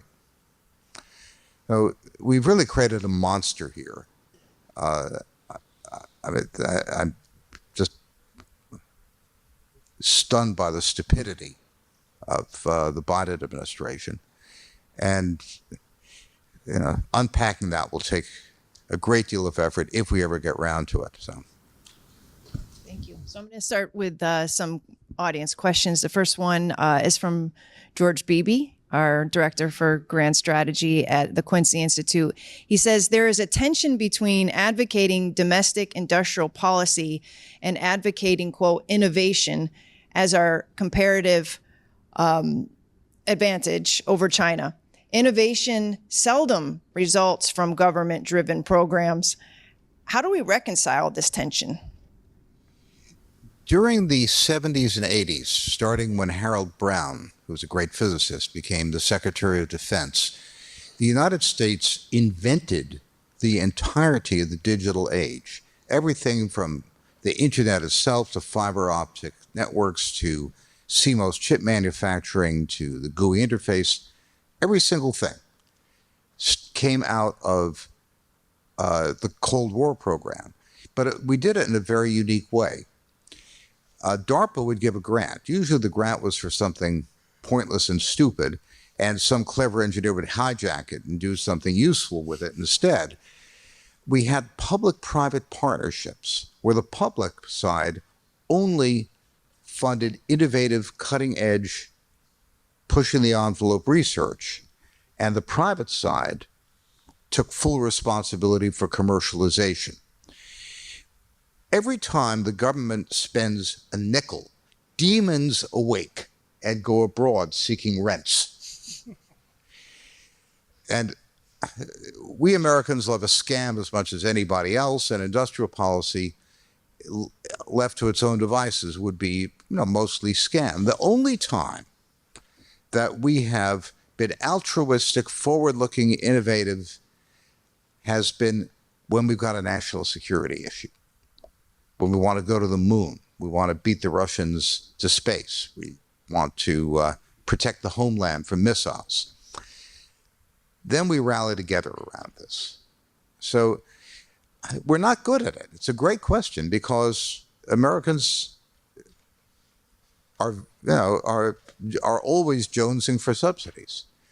So the two answers, which are partial and limited, but the best answers there are from our experience, is number one, keep the public and private side to very well-defined roles. The public side does basic research only. The private side takes full responsibility for commercialization. And the second is focus it on things that really do require pushing the envelope of physics for national security reasons.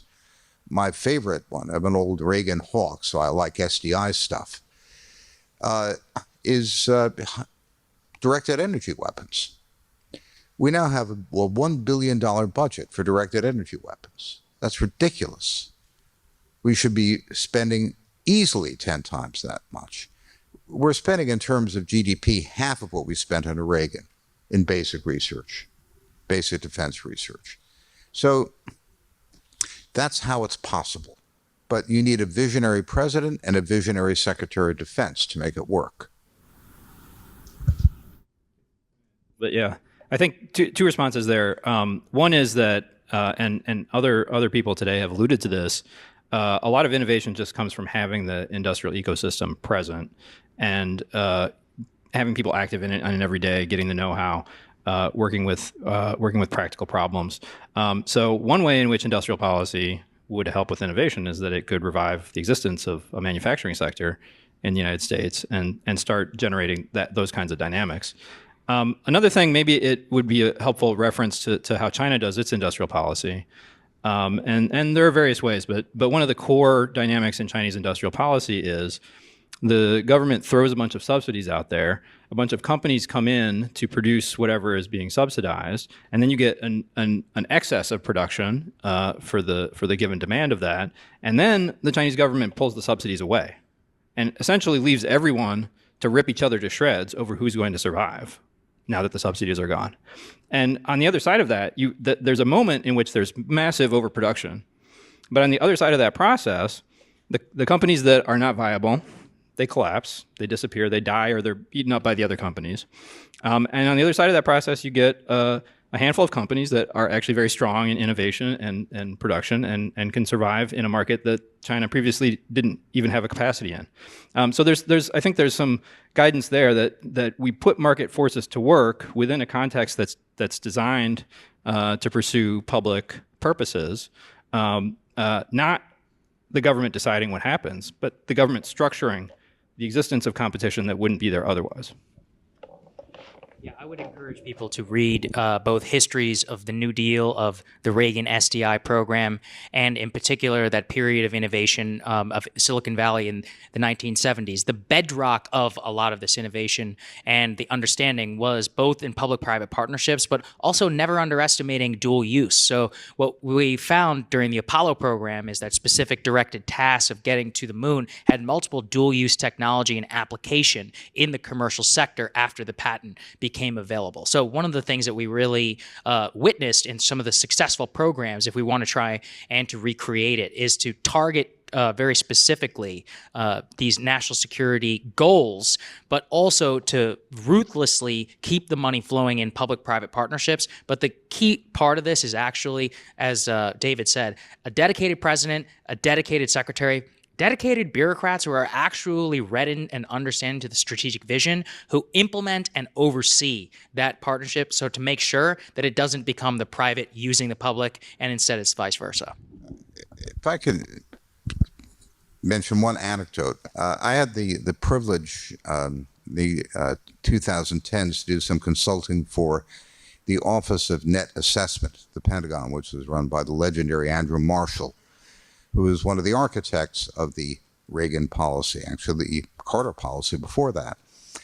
So when Trump took office, I rounded up a bunch of the newly minted national security staffers, and I took them to Andy's apartment in Arlington. He'd retired a couple years earlier.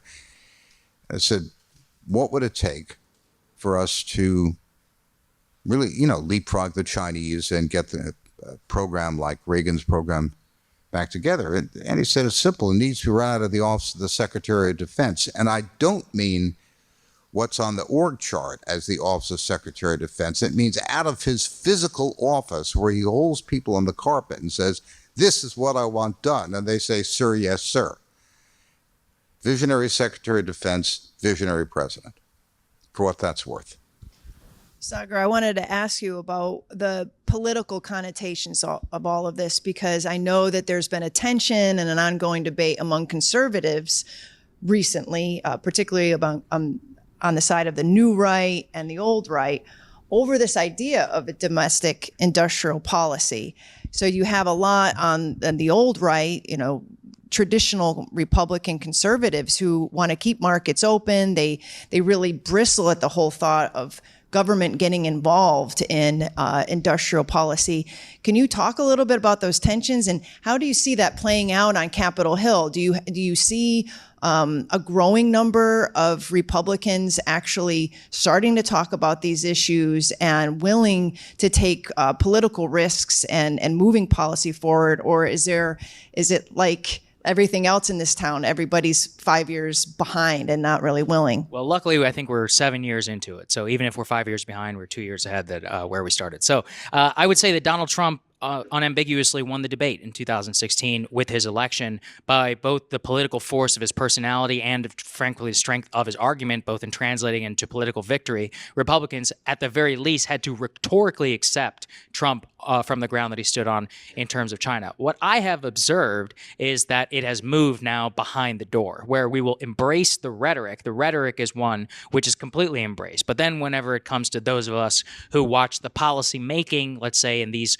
hallways or behind the committees or with the committee staff, that is where the time lag is a serious problem. And also in terms of the anonymity, especially in a body like here in the U.S. Senate, in terms of the damage that even one person can wrought if they want to, and just the very structure of this body itself. So I don't think that the debate is really a debate anymore. I think fundamentally at a rhetorical level, it is basically embraced by all Republican politicians. It comes down to the action, let's say on the Commerce Committee or of the staffers that people will hire, and in terms of how far they will go, or if they will, let's say, make up an excuse to vote against something. But by and large, I would say the rising Republicans on the spectrum, all the way from JD Vance, Marco Rubio, Tom Cotton, ideologically different in several ways. All three of them would have staffs or would rhetorically embrace the same vision of competition with China and both embracing the Trumpian style rhetoric. So the rhetorical debate, I think, is over, but the actual practitioner debate,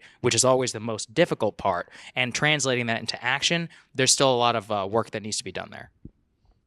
So I'm caught in a little bit of a bind here because I'm being told I only have 3 more minutes left. I have a number of questions that would probably elicit a much broader conversation. So I think what I'll do is maybe just do a wrap-up question. And maybe you've answered this already, but I guess I want to go back to the original theme is, can we compete with China in all the ways that you have just highlighted without pushing this security dilemma? I still haven't heard really convincing arguments that we can separate the two, because let's face it, every time we turn on the television or the podcast or open a news article, we're seeing the mixed language. Like Jake has mentioned, that I quoted some members of the administration where they mix this idea that we have to do these economic things in terms of like sanctions or tariffs or whatnot, in essence, because it's for national security. So how do you separate that and prevent things from escalating out of control? If we were going to a 1940 situation, like with Japan, where we actually boycotted in 1941, we boycotted oil for Japan, that would shut down the Japanese economy. We basically forced them to put them in a position where they had to respond. That would be the equivalent of cutting off all chip technologies to China, every one of the different parts of chip manufacturing, all the chip software, not just the higher end stuff. We've given them enough wiggle room to work around, so it's not worth their going to the mattresses over it. I think this is a very ill-conceived policy. Machiavelli said, if you hurt somebody, better hurt them enough so they can't come back at you. And all we've done with China is hurt them enough so they're really annoyed, and it's cost them a lot, and they're going to look for ways to make trouble for us for time immemorial. It's just a dumb thing to do, but it does not push them into, that by itself doesn't push them towards military action. That would be Taiwan or something like that. Yeah, I think it can easily be avoided through options and through independence. And that's why I'm not just a supporter of punitive measures or exclusion, but of building up our own capacity. If we have, let's say, we don't rely on another country called Taiwan with a security problem of 90-some% of the world's most advanced semiconductors, and we reduce that number, that gives us options to be able to respond in a crisis. Whereas if instead we end up in a situation where suddenly overnight we are cut off from 90-some% of the world's supply, where we have a much much more constrained amount of options. We're the junkie, and we have to leash out. So our strength could come from options, from capacity, and that is something that we can control here in our country.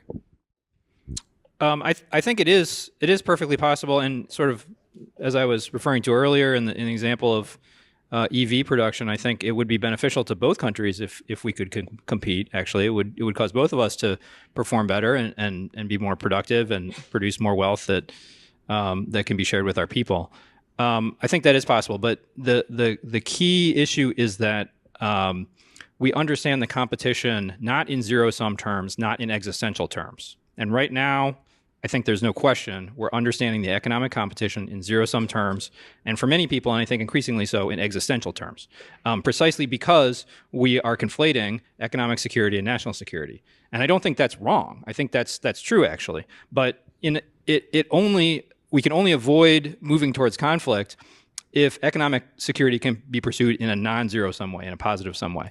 And we don't currently have the framework with China to pursue economic competition in a positive-sum way. I think it would require us to work with China to revise the rules of the global economy, to open up space for both countries to succeed at the same time before we can have that kind of healthy competition that pushes both countries to be better.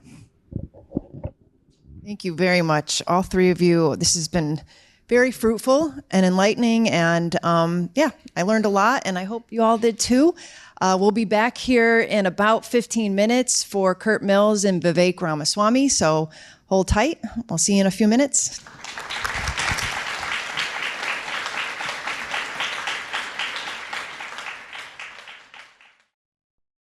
I am Kurt Mills, Executive Director of the American Conservative magazine, co-sponsoring this event with QI. Thanks for joining us today. Our guest needs no introduction, but I'm going to give it anyways. Serial entrepreneur, former presidential candidate, possible vice president, cabinet secretary, would-be chief executioner of the deep state. Let's find out. Vivek Ramaswamy.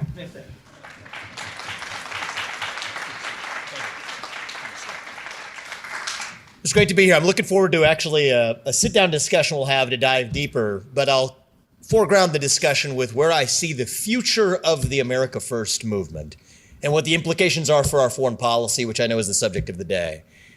We use this word a lot, America First. What does it mean, actually? I think it comes down to two core principles.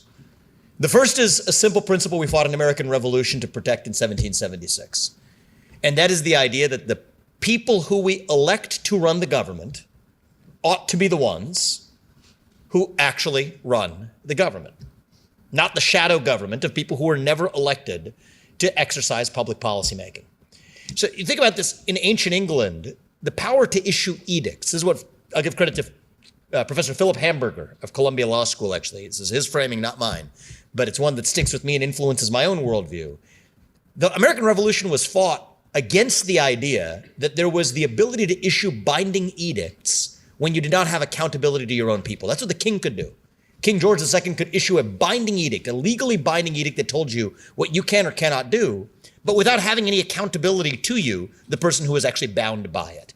And if America was founded on one premise, it was the idea that if you are putting somebody in the position of issuing a binding edict, and I frame that broadly, I don't say laws, because most of the laws that actually functionally bind you today are not actually laws. They're rules passed by the uglier of the buildings in this city rather than the beautiful ones. And that's for a reason, right? You give your kids a tour of the Capitol Hill. That's what I did when I had my 4-year-old son here. It felt like I was visiting a museum because that's not where the laws are actually made anymore. But the people who issue binding edicts are accountable to the people who they bind. It's a core premise of the American founding. As I understand it, that's not what we're going to mostly focus on today, unless you want to take us deeper in that direction, because that largely relates to domestic policy, although I think there are deep implications for the direction of our foreign policy as well that are underappreciated. That's the first basic principle, though, of the America First movement that started not in 2016, but in 1776.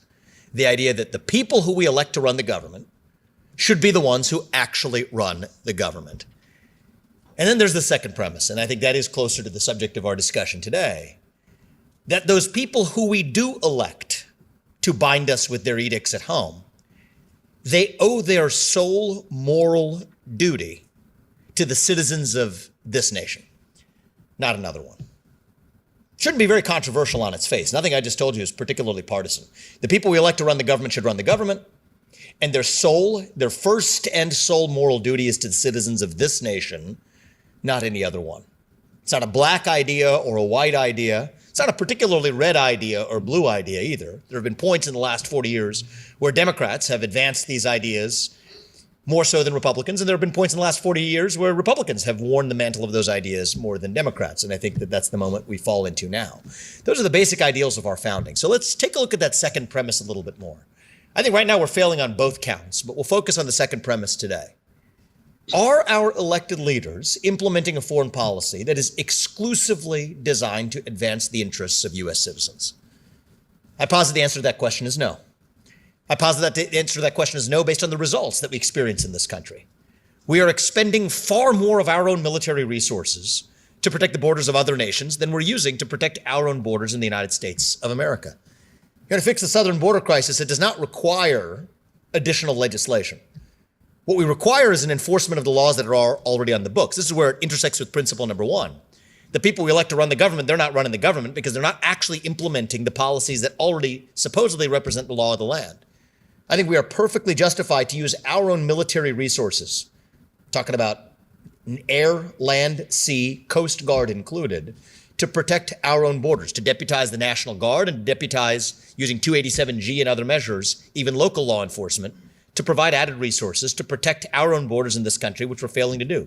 10 million illegals have invaded our own country over the course of the last 4 years alone, an upward total of 30 to 40 million people who are in this country illegally. If you think about it, even if 1% of those, I think this is a conservative estimate, by the way, but even if 1% of those who entered the country illegally, out of every 100 who came in, let's just say one had really bad intentions, that would be upwards of 300 to 400,000 people in the United States right now who have ill intentions towards the United States, potentially violent intentions towards the United States. And I think the number is actually likely to be much higher than that. And yet, our own foreign policy expenditures, our own defense expenditures, are directed towards protecting other people's borders more than they are to protect our own borders in the United States. I think that is a failure of the basic principle that our own elected leaders are not owing or exercising a moral duty to the citizens of our country, but they're exercising their duties to the citizens of other countries, directly, advertently, or not. And so I will make things a little bit spicy by getting from the theory into the specifics to foreground maybe a discussion we could have by talking about three different conflicts in which I think that is true today, actually. At least evidence of a violation of that second principle. The first is, of course, in Ukraine. Right now, we are forking over the next $100 billion, roughly, to Ukraine without an iota of explanation of what the next $100 billion is going to achieve that the first $100 billion didn't. I think it's a mistake. I think any premise for a debate, if you're even going to have a debate on the idea of sending more money to Ukraine, at least a basic predicate for that debate has to be, what are we going to achieve with the next $100 billion that you did not achieve with the first? I come from a business background. I've been a founder of multiple venture-backed businesses. If you have burned the first million or 10 million or $100 million of venture capital money thrown into your company and you go to your venture capitalists or your investors for more money, a basic answer is what you're going to achieve with the next round of funding that you didn't achieve with the prior round. Well, Zelensky came here and told us that it was not charity, but it was an investment. Well, it was his language, not mine. The basic language of an investment would require answering why the return on that investment for the United States of America is going to be greater than the last round of investment, which was an abysmal and utter failure. But it's not just the financial commitment. If it was just the financial commitment, if you look at this in the scheme of the U.S. defense budget, it's bigger than it should be. I think it should be zero at this point for further investment into Ukraine. But it's not actually just the financial impact on the United States that actually betrays our own interests. I think in some ways, people on my side of this issue, if I may say for some of us in this room, on our side of this issue, the mistake we make is reducing this to the financials. Sure, would that money be better spent at our southern border than defending the border of Ukraine? Of course it would. But that belies the greater risk of that expenditure, which is not the increase of risk to our national debt, though there's an increment of increase there, but the increase in risk of drawing the United States into major conflict at a moment that does not advance our best national interests.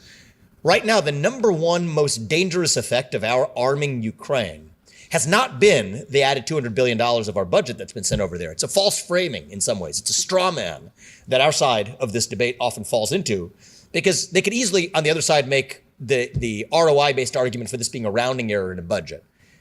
I think the actual cost of our decision to arm Ukraine is increasing the risk of World War III by driving Russia further into China's hands at a moment where the Russia-China alliance is the single greatest threat that the United States faces today.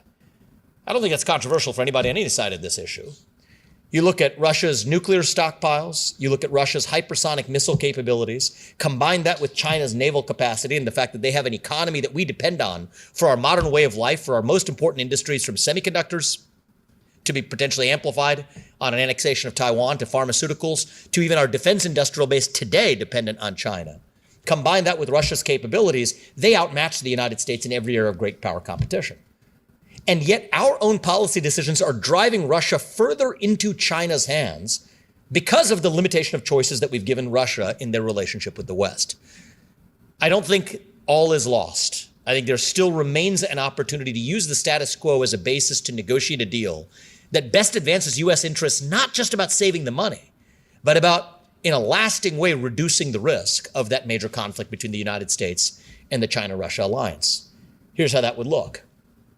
Using the Ukraine war as a catalyst to do something that we probably should have done anyway in the last 20 years. And that is to reopen economic relations with Russia, reopen diplomatic relations with Russia, but do it not for free, as a condition for Russia and exiting its military alliance with China.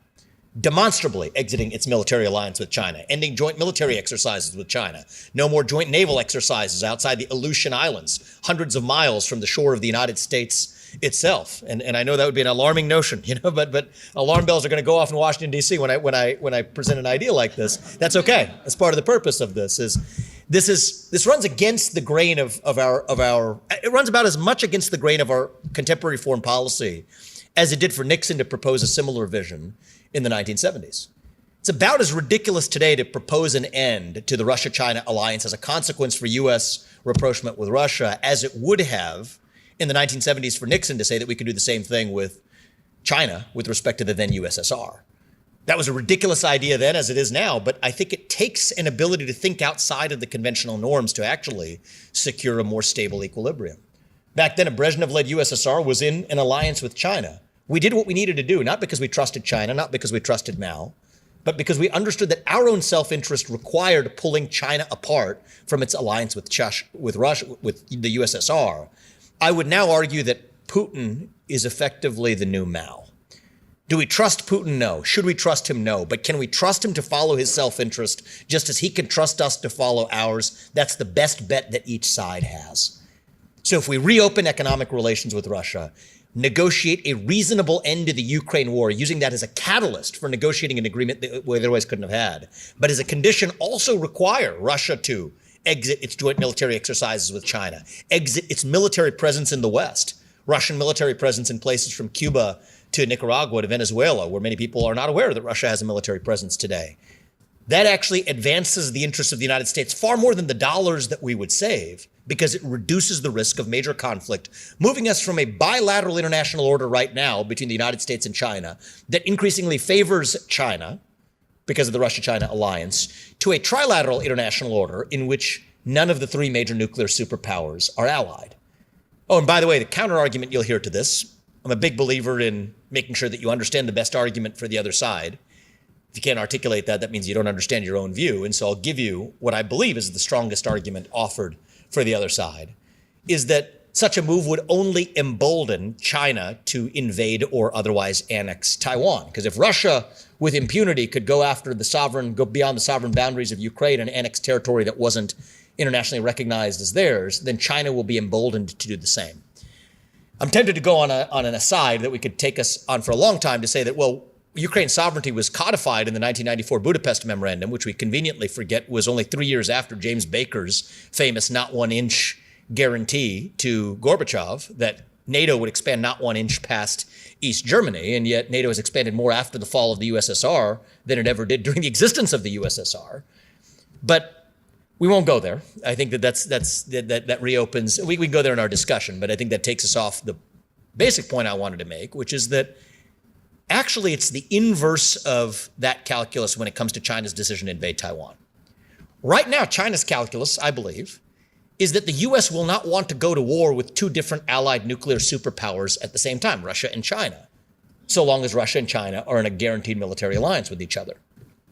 But if Russia is no longer in China's camp, then China would absolutely have to think twice, at least think twice, before making any military move of any kind on Taiwan. Their leverage would actually be far lower than it is today. Leaders like Xi Jinping, autocrats like Xi Jinping, do not reason based on analogy. They don't analogize, they analyze what is their relative power. And I think that their relative power is greater when Russia's in their camp rather than analogizing what they're able to do based on what Russia was able to do in a different theater. So that's my perspective on Ukraine. Before we get to the other topic, is probably the second topic that everyone would bring up, which is what's going on in the Middle East. I'll actually take a tour around the Soviet perimeter to what's happening in Azerbaijan. It's interesting, the same crowd, this is item number 2, the same crowd, even in corridors not far from where we are right now, that will scream bloody murder when Putin crosses the boundaries of the internationally early 1990s recognized boundaries that we're supposed to respect in Ukraine, have nothing to say about Azerbaijan's incursions in the Nagorno-Karabakh region in Artsakh, where the Armenian Christians, 120,000, have lived and have more recently been displaced. Now, people, when I brought this issue up over the course of the campaign trail in the last year, one of the pieces of feedback I get is, well, aren't you talking out of both sides of your mouth here? Because in one case, you're saying that the U.S. should not intervene to protect Ukraine, and yet you're calling out the injustice of Azerbaijan's incursion on the Armenian Christian population in Nagorno-Karabakh. For those of you who follow that, that was a semi-autonomous region, internationally recognized in the early 1990s as a region that was going to be, it was formerly part of Armenia, but recognized as quasi-autonomous region that Azerbaijan was supposed to respect, which in recent years it has absolutely, effectively invaded and driven 120,000 Armenian Christians out through persecution and otherwise.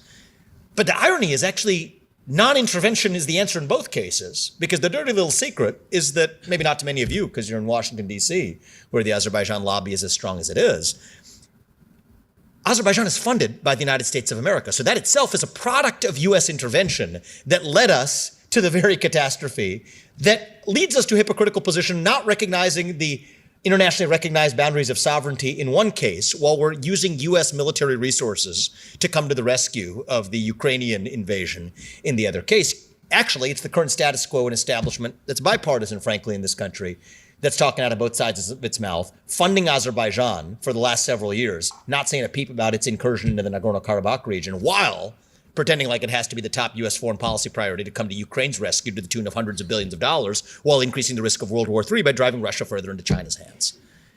And of course, that leaves the third and perhaps most controversial third rail that I've been advised not to touch, but I believe in candid conversation, and I hope that's what we're having today, is how we analyze the situation of U.S. engagement in the conflict in the Middle East with what's going on with Israel and Gaza. Now, here's my view, is not each situation is the same. You don't just analogize each situation, you analyze each situation independently. Israel is a more important ally to the United States in advancing our interests in the Middle East than is Ukraine. I think I can bluntly say that these two situations are not tantamount to one another. Nonetheless, I think we have fallen into a trap that actually leaves both the United States and Israel worse off as a consequence of the United States financially intervening in this particular war. The reason is Israel's rate-limiting step to its own success is not money. People forget Israel's own national debt per capita is less than the national debt per capita in the United States of America. So it's a bizarre move to say the way we're going to help somebody who is not financially constrained is through some form of financial aid. It's a bizarre step. It's a bizarre step, especially because the thing that Israel is short on is diplomatic latitude to be able to defend itself. Diplomatic latitude from the UN, the EU, and increasingly even the United States of America. And so it's my view that both the United States and Israel, and I say this because it's a paradigm not just for our relationship with Israel, but our relationship with all of our allies.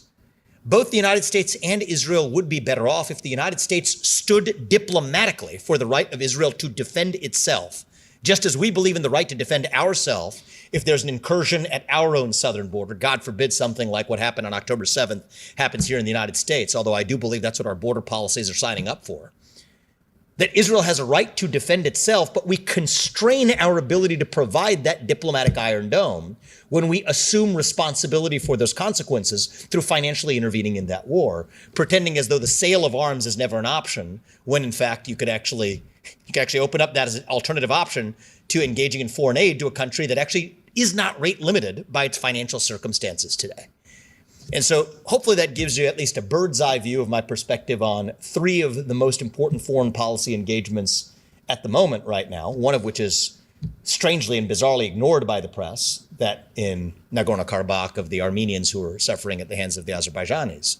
But more broadly, it brings us back to the grounding principle that George Washington left us with in his farewell address in 1796, which is that we the people elect a government that is accountable to us.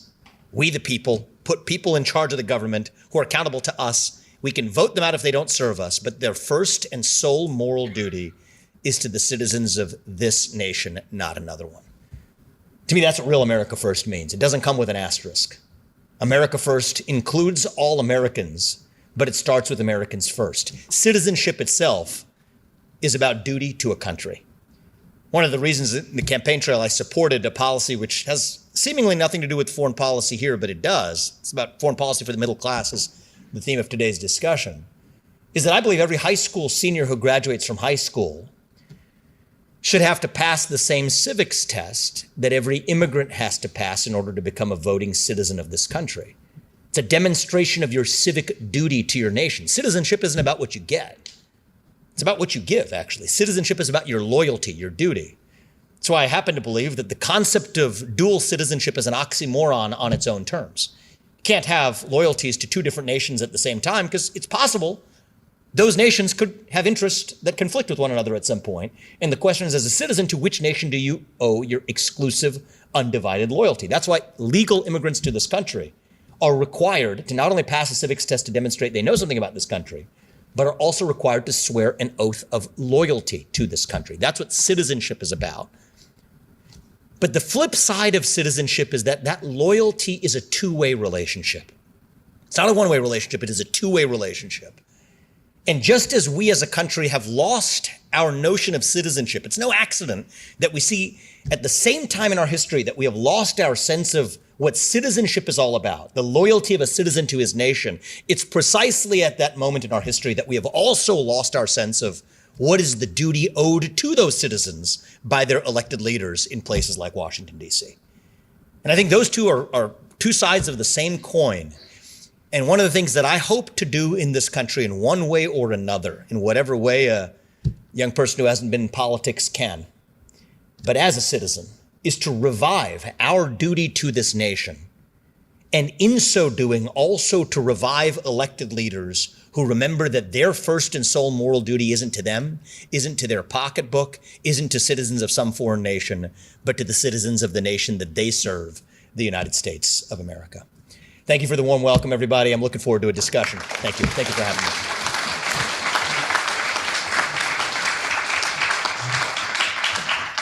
All right, making sure this is on. Cool. All right, so at the risk of a very shameless plug, our magazine was founded in 2002 by conservatives and friends against the Iraq War. And it occurs to me that the true fault line in what I believe is a GOP civil war is where a man or woman stands on foreign policy. You announced your campaign for president in the spring of 23, if memory serves, and it's late February. Late February. Okay. Spring by the time anybody heard. Primavera, yes. Were you as ideological on foreign policy then as you are today? Because I believe the seminal sort of exchange of the campaign wasn't between presumptive nominee Trump or even Runner-up DeSantis, et cetera. It was between you and Ambassador Haley on the nature of Americans' responsibility abroad. Did you find your exchanges with your rivals intensified your views? And did you find you learned a thing or two from folks on the trail? Yeah, so the answer to the latter question is absolutely. I learned far more than I contributed over the course of the last year, mostly from citizens across this country who care deeply about the future existence of their country. And yes, I learned more than I contributed, but I contributed also what I learned. What drew me into the race originally was a vision for a domestic revival of this country. Right? I feel like we have lost our national identity, our sense of who we are, and especially young people in my generation and younger have lost their sense of what it means to be an American. I was drawn in part due to some of my own personal experiences and battles in corporate America and in the economy, seeing the infestation of woke culture and anti-American ideologies into every institution, from our universities to corporate America to our companies to nonprofits. That's what pulled me into the race, and it was core to the themes that I addressed throughout the race. My vision of foreign policy wasn't on day one a core element of I had my views, but it wasn't where I defined my candidacy. I would agree with you that certainly by the end of it, the thing that was most distinctive about my candidacy versus everybody else on the debate stage was my unabiding commitment to America First principles. A lot of people will use that word, but are ready to discard it when it conflicts with their other pre-existing commitments. And so I do think that those debates were useful. I think they were productive because it smoked out something that we're at risk of, frankly, papering over right now. I mean, it does make me vomit a little bit, gag a little bit when we talk about the divide in this country as being between Republicans and Democrats right now. Certainly when it comes to foreign policy, it's not. It is emblematic of a deeper division between those who believe that the role of the United States of America is something other than serving its citizens versus those who do. And I think there are some in the Democratic Party who are actually more sympathetic to that view than they'll admit. And there are many in the Republican Party that right now, in a rush to show party unity or whatever that means, are eager to bury what is a deep ideological division within the GOP. And I think, conversely, I believe the Republican Party in our country will be the strongest version of itself if we actually smoke out those differences and are able to have respectful, even if vigorous, debate about those ideological differences. One of the things I learned was that,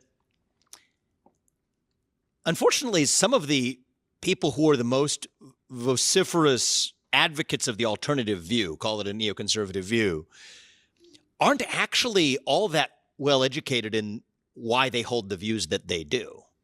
I think they hold the views that they do in part because they are what the American system has become, an assembly line for politicians becoming products that are funded by people who write checks. But I do think that betrays stronger arguments for the other side. Like, I think if you look at the people who write for the editorial board, whoever writes the staff editorials of the Wall Street Journal, say what you will, they're at least thinking people, right? These are intelligent people, but I think the politicians who, even at the presidential level often, who are responsible for serving as the mouthpieces of those views often have very little idea why they adopt the views that they do or where the places that they pontificate about would appear on a map. And so one of the things I endeavored to do during the presidential campaign was to smoke out that level of hypocrisy, that level of utter absence of knowledge.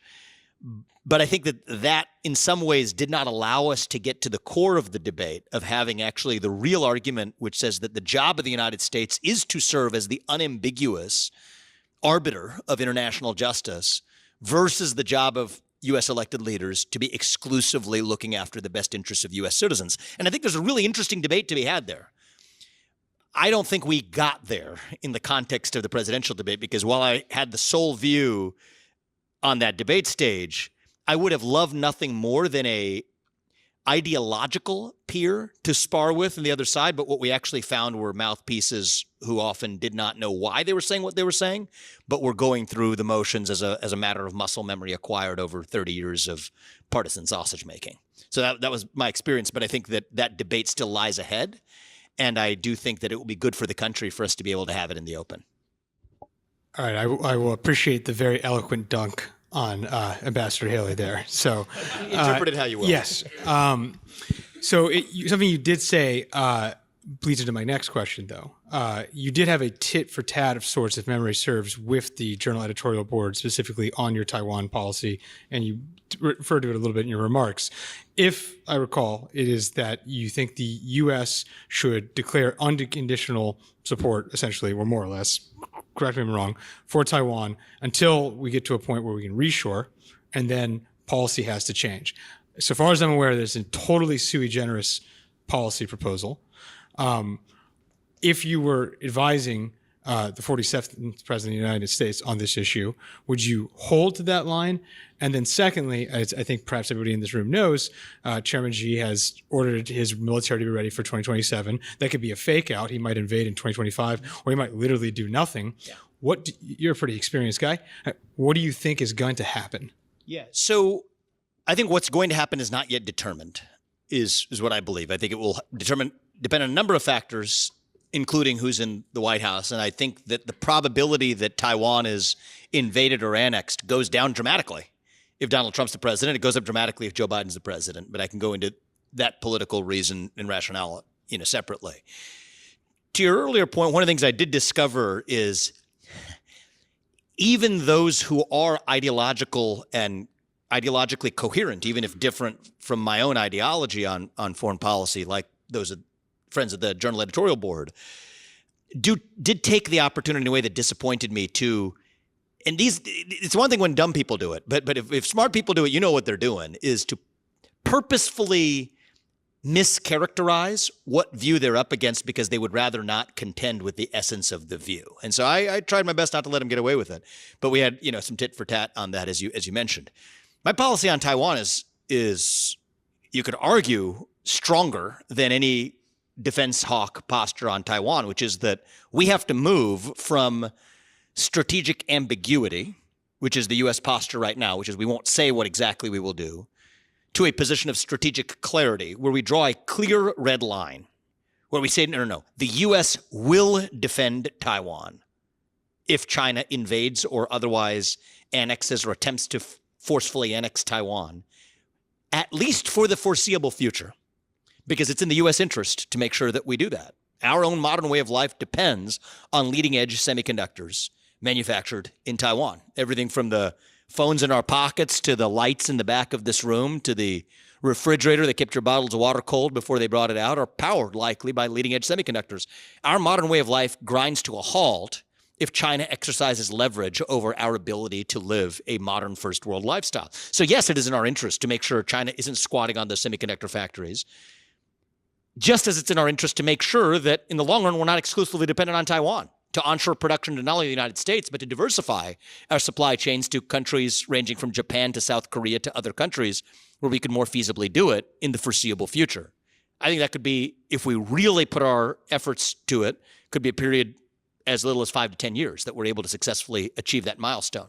But in the meantime, it is unconscionable. It's an unconscionable risk, an unfathomable risk that China controls that semiconductor supply chain, which is the main reason why I say for the foreseeable future, the United States needs to be clear, draw a red line and stick to it, that China will have no business annexing Taiwan, and we will militarily defend, moving to strategic clarity. At which point in the future, after we've achieved semiconductor independence, we can revisit that posture and possibly resume the current status quo of strategic ambiguity at that time.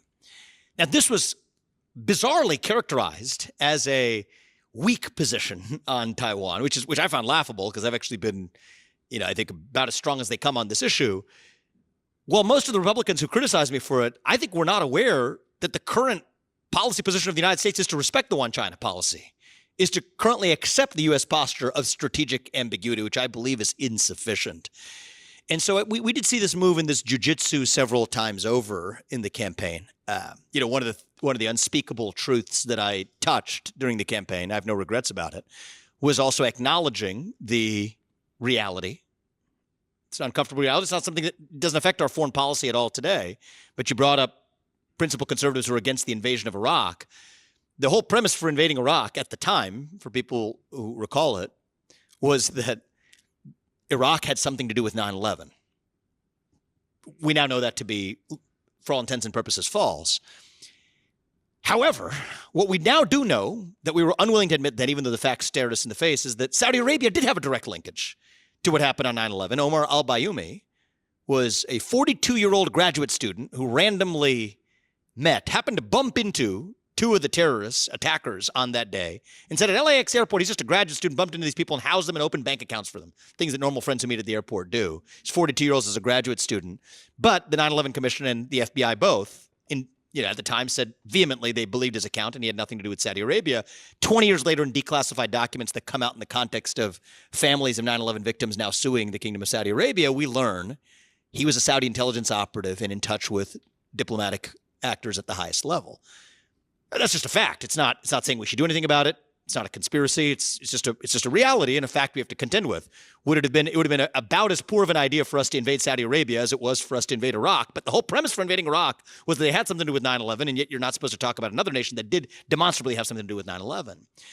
And so I think on a lot of these issues, this is another one that really got under the skin of our friends at the Ed Board at the Journal. But what I will say is I respect at least the folks there for having thinking brains of representing an alternative ideology about the U.S.'s place in the world.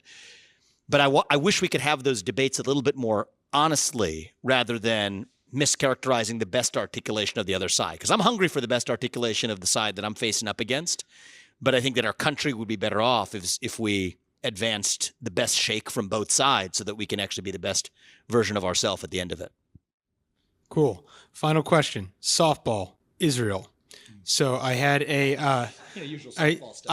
I had a coffee last week with a fairly prominent Arab American activist, Dearborn, Michigan. That's where he's from. Complete anecdote. Need a caveat that no one literally knows what's going to happen in November. He thinks that Trump will win Michigan by 10 points. He thinks that the polls are totally wrong. He's going to get smoked, Biden, that is. It occurs to me that the Middle East imbroglio is at this point just a negative asset on the president's balance sheet. The White House is pleasing no one. He is insufficiently pro-Israel for the campus protesters, and he is insufficiently anti-Hamas or Palestinian for the establishment wing of his own party. On the flip side, Trump appears to be benefiting from the impression that he himself stokes, that he is the most pro-Israel president in American history, and there's a pretty clean case for that. But additionally, I mean, he spoke in the Midwest. I believe he spoke in Ohio, where the crowd chanted, "Genocide Joe," and he said, quote, "They're not wrong." Again, consigliere Ramaswamy here. New administration, this time next year. What do we do? Look, I actually view myself as pretty closely aligned with, I would, for all I know, identically aligned with Trump's view here. I am pro-Israel. I believe Israel is an ally of the United States of America. And I think what Israel deserves is the diplomatic latitude that they're not getting from the United States to be able to get the job done that they need to get done. It's not up to us to define their war objectives. It's up to Israel to define its own war objectives. And it's up to the United States as an ally to give them the diplomatic latitude to do it, which is what they're missing today. And I think for a lot of reasons, Trump did not follow the standard party line of what you're supposed to say on every item of Israel. But when push came to shove, in terms of the results he delivered, from the move of the embassy to standing with Israel when it counts, I think he was actually a stronger ally of Israel than anyone else who recites the pieties has been. And I think our relationship with Israel in some ways is embodied by, I think, a cultural relationship. Israelis are very candid people. Donald Trump's a candid person. I'm a candid person. I think that candor actually causes the U.S.-Israel relationship to thrive and be the strongest and best version of itself. But at the same time, if the U.S. is providing war-specific aid in one particular war, then the U.S. cannot be in the position of having nothing to say. It's incoherent to be able to say both of those things at the same time. And so that's why many of the strongest pro-Israel voices in Israel are against U.S. added financial aid in Israel. So if you were in Congress, would you have voted against the aid package that came out last month? Yes. Yes, because I think that for all the reasons I described, I think it's not in the interest of the United States, and I think it's not in the interests of Israel. I would have voted against the aid package for Ukraine. I would have voted, this is a whole separate discussion, but I would have voted against the TikTok ban, not because I think TikTok's an awful platform. There are major risks. But there are major risks for countless other platforms that are leverage of the CCP over them that we're purposefully ignoring. And people who have been asleep at the switch and paying attention to the Chinese risk of infiltration of the United States for decades somehow picked this as the lightning rod that they conveniently chose. Why? Because Meta lobbied for it. They're going to be the Instagram Reels or whatever is going to be the beneficiary. They're literally copying and pasting. People don't realize this. People say it's literally the same content. They're just copying and pasting on a different platform. Mark Zuckerberg gets the last laugh of the day. And by the way, if you want to know the best protectionism, diplomatic protectionism of the Chinese Communist Party by a social media company, I'll tell you what it is. It's the idea of social media companies at the direction of a government denying that the COVID pandemic originated in a lab in China. If you said on multiple different social media platforms that COVID started in a lab in China in the year 2020 or the year 2021, you were censored, your accounts were blocked, they were locked and shut down. And was that the product of a government in the backdrop secretly prodding these social media companies, as we worry in the TikTok case, talk about the CCP acting behind TikTok? Was it because of a government acting as an invisible hand guiding a social media company to behave that way? Yes, it was. But those social media companies were YouTube, Facebook, Twitter, and the government guiding them to do it was that of the United States of America, the same government that funded that research in China through bureaucratic actors who are now evading accountability for their own actions. And so is China the single greatest threat the United States faces? Absolutely it is. And is the Russia-China alliance, does that put the United States at an even greater risk? Absolutely it does. Confront the actual threat. Anybody who is talking about TikTok who has nothing to say about 60 Chinese transformers in our own electric grid is not serious about actual protection against the real risk. What they're serious about is virtue signaling to you to make you think they care about a risk that affects Americans when they actually don't give a damn. That's what I believe. So yes, would I have voted against every element of that package? You're darn right I would. Hear, hear. Thank you. All right, thank you guys. Appreciate it. Okay, well, that wraps us up for the day. Thank you so much for coming. On behalf of the Quincy Institute and my bosses, Laura Lumpy and Trita Parsi, who have been in the front row all day, and on the American Conservative, your contingent here and your support. Please, we've had a lot of speakers, a lot of issues, a lot of information, and I believe if you go to quincyinstitute.org or quincyinst.org. We have a ton of briefs and papers. And if you don't know much about us, this would be a good time to learn. And you also have American Conservative magazines on each of your tables. So please take them home. Great writing, great writers. Helen Andrews in the house back there is the editor of the magazine, and she's doing an incredible job. Thank you so much for being with us today. And I hope you'll follow us, both of our platforms. And Responsible Statecraft.